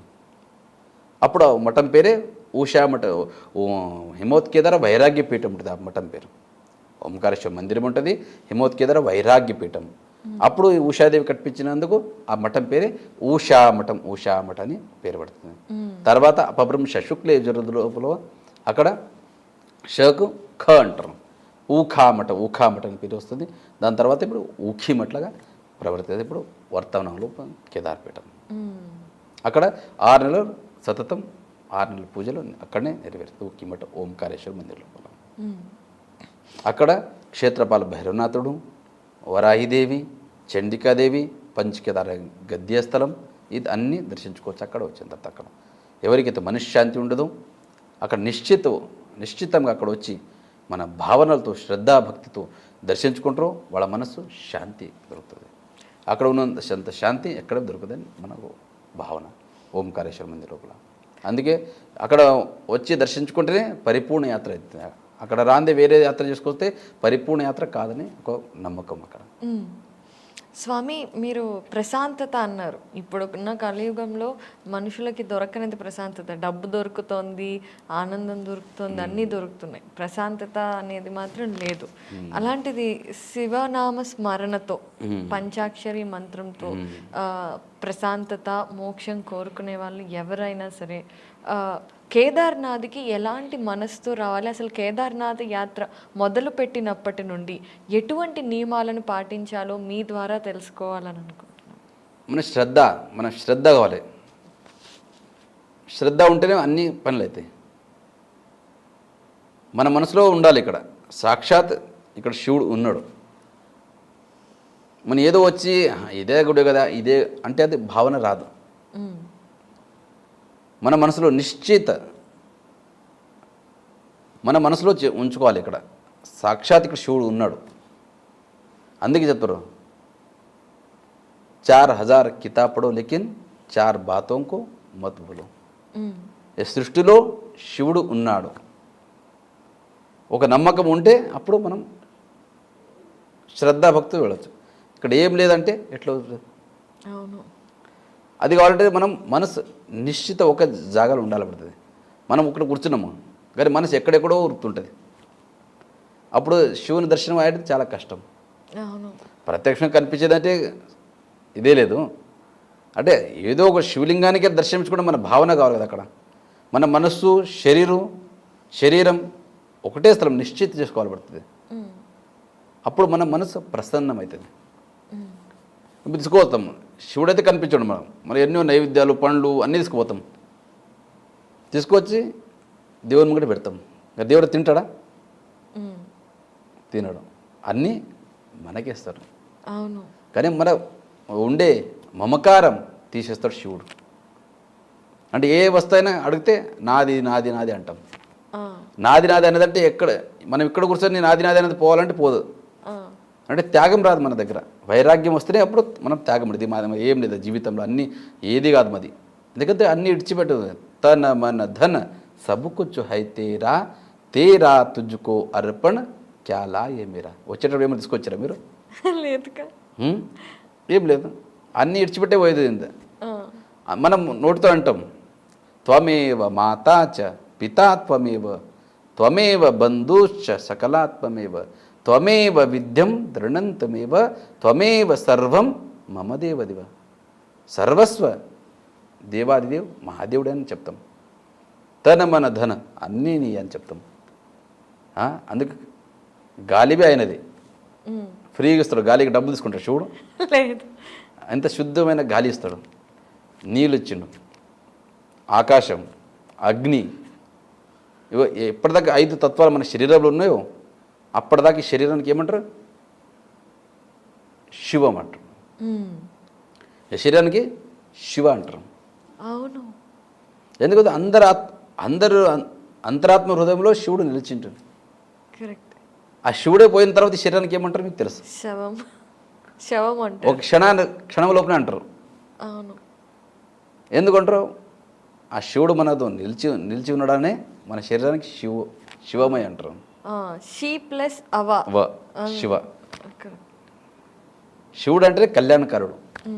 ఎవడికి ఇది కావాలని కోరుకోడు ఆయన. సర్వే జన సుఖం అందరు సుఖంగా ఉండాలని కోరుకుంటాడు శివుడు. ఎందుకంటే భోలేనాథ్ అంటారు. భోలా భీ హే బాలా భీ హే. సమయం వచ్చిన తర్వాత ఎంత చిన్న అందుకే చెప్తారు కదా మద్ భక్త మమాదవ్ శిష్ట. శివుడు అంటారు కదా ఒక సమయం వస్తే మా భక్తులు నాకన్నా పెద్దోలే, నేను ఒక సమయం చిన్ననైతే అంటాను. ఎందుకంటే మీ భక్తి అట్లుంటుంది. భక్తిలో లీనమవుతాడు శివుడు. అలా అనిపిస్తే శివుడు చిన్నగా అయిపోతాడు మనం కూడా. మన భక్తి చేయబడుతుంది. ఉత్తనే కాబట్టి ఎట్లయితే శివుడు ఆ సృష్టికర్తుడు ఆయన ఎక్కడంటే అక్కడ ఎట్లా వెళ్ళేస్తాడు. అందుకే ఉంది ఏ వస్తైనా మనం నాది నాది అంటాం. నిష్ఠ నాది కాదు అని ఎప్పుడు వస్తుందో అప్పుడు శివమయం అవుతుంది మన శరీరం. ఎప్పటిదాకా మనది అంటాం అప్పుడు శివమయం అయ్యేది చాలా కష్టం. మరి అలా అవ్వాలంటే ఒకటే మార్గం ఈ కలియుగంలో అయితే నామస్మరణమే. నామస్మరణం, దర్శనం, పూజనం, ఈ 3 చేయాలబడుతుంది. ఇవి విడిచి మనం ఏదేదో చేస్తామంటే కాదు. స్వామి ఈరోజు ఎన్నో విషయాలు తెలియచేశారు. అయితే వెళ్ళే ముందుగా మనం ఇంటర్వ్యూ ముగించే ముందుగా ప్రతి ఒక్కళ్ళు ఆ శివతత్వానికి దగ్గర అవ్వాలి అని, ఆ శివుడి కృప పొందాలి అంటే అందరూ చేసుకోగల ఒక చిన్న మంత్రం ఏదైనా తెలియజేస్తారు? ఇది చెప్పిన కదా, ఇది నమఃశివాయ. నమశివాయ ఒకటి. ఎందుకంటే దీనంతా 7 కోటి మంత్రాల లోపలనే శ్రేష్టం ఉంది. ఎన్నో మంత్రాలు ఉన్నాయి, అన్ని మంత్రాలు చేద్దరే అవసరం లేదు. దీంట్లో ఇంత శక్తి ఉంది. నమశివాయ నమశివాయ లోపల ఓం అంటే నడుస్తుంది. ప్రణవాక్షరం ఉంటుంది, షడాక్షర మంత్రం అంటారు ఓం నమశివాయ అంటే. ఓం అంటే నడుస్తుంది, నమశివాయ అంటే నడుస్తుంది. అంటే దీనికి డబ్బులు తలగది, ఏ శక్తి తలగది. ఎందుకంటే మనసు ఒక ఏకాగ్రత కావాలంటే ఇదే మంత్రం. ఒక 5 నిమిషాలు చేసుకొని కూర్చోండి, మీరు మనసు శాంతం ప్రసన్న అవుతుంది. అందుకే 108 సార్లు చేయాలంట ప్రతిరోజు. ఎందుకంటే 3 శరీరాలు, స్థూల సూక్ష్మ కారణ, 36 తత్వాలతో శరీరం నిండింది. 3 శరీరాలు 36 అంటే 108 అవుతుంది. 108 సార్లు జపం చేయాలంటే, అందుకే ఒక రుద్రాక్షమాల ఒక రౌండ్ చేయాలని పడుతుంది. ఎక్కువ చేస్తే ఇది కాదు, మంచిదే. కానీ మన 36 తత్వాలకి సరిపడా 108 ప్రతిరోజు. ఎందుకంటే 3 శరీరాల జపం కావాలి కదా. అవునవునవును. లేకపోతే ఒకటే శరీరం అయితే అప్పుడు ఇక్కడ బాగానే ఉంటాం, తర్వాత శరీరానికి ఇబ్బంది అవుతూ ఉంటుంది అట్లా. అందుకే ఏ కష్టం వస్తే శివుని తలుచుకుంటే అన్ని పాపాలు పరిహారం అవుతాయని ఒక భావన. అలాగే స్వామి, తప్పకుండా ఓం నమ శివాయ మంత్రాన్ని ప్రతిరోజు 108 సార్లు జపించాలి అందరూ అని ఆశిస్తూ, ఈ సంవత్సరం ఎప్పటి నుండి ఎప్పటి వరకు కేదార్నాథ్ టెంపుల్ ఓపెన్లో ఉంటుంది? ఈ సంవత్సరం ఏప్రిల్ 20వ తారీఖు పంచకేదార్ గద్యస్థలం ఊఖీమఠ్ ఓంకారేశ్వర మందిర్లో క్షేత్రపాల భైరవనాథుని విశేష పూజలు, విశేష హారతులు నెరవేరిన తర్వాత 21వ తారీఖు ప్రొద్దున ఉఖీమఠ్ నుంచి గుప్త కాశీకి బయలుదేరుతుంది ఉత్సవమూర్తి కేదార్నాథ్. 22వ తారీఖు గుప్త కాశీ నుంచి ఫాటా, 23వ తారీఖు ఫాటా నుంచి గౌరీకుండ్, 24వ తారీఖు గౌరీకుండ్ నుంచి కేదార్నాథ్. 25వ తారీఖు ఏప్రిల్ 6:20 శుభముహూర్తమున కేదార్నాథ్ ఆలయం తెరవబడుతుంది. అందరూ వచ్చి శ్రద్ధాభక్తితోని మన భారతీయ సంస్కృతి నుంచి, సంస్కారం నుంచి వచ్చి కేదార్నాథ్ దర్శించుకొని పునీతులు అవ్వాలని కేదార్నాథ్ ఒక ప్రార్థన చేస్తా. కేదార్నాథ్ వచ్చి అక్కడ ఆనందం, అందుకే కే అంటే స్వర్గం, దార్ అంటే దర్వాజా. స్వర్గం యొక్క ఆనందం ఎక్కడ దొరుకుతుందంటే సాక్షాత్ కేదార్నాథ్లో దొరుకుతుంది. ఆ ఆనందం తీసుకొని పునీతులు అవ్వాలని ప్రార్థిస్తే కేదార్నాథ్ చరణంలో. స్వామి, మేము అడగగానే ఇలా మా ఐ డ్రీమ్కి వచ్చి ఎన్నో విషయాలు కేదార్నాథ్ గురించి తెలియచేశారు, అలాగే మీ జీవిత ప్రయాణం గురించి తెలియచేశారు. మీకు ధన్యవాదాలండి. ఓం నమః శివాయ.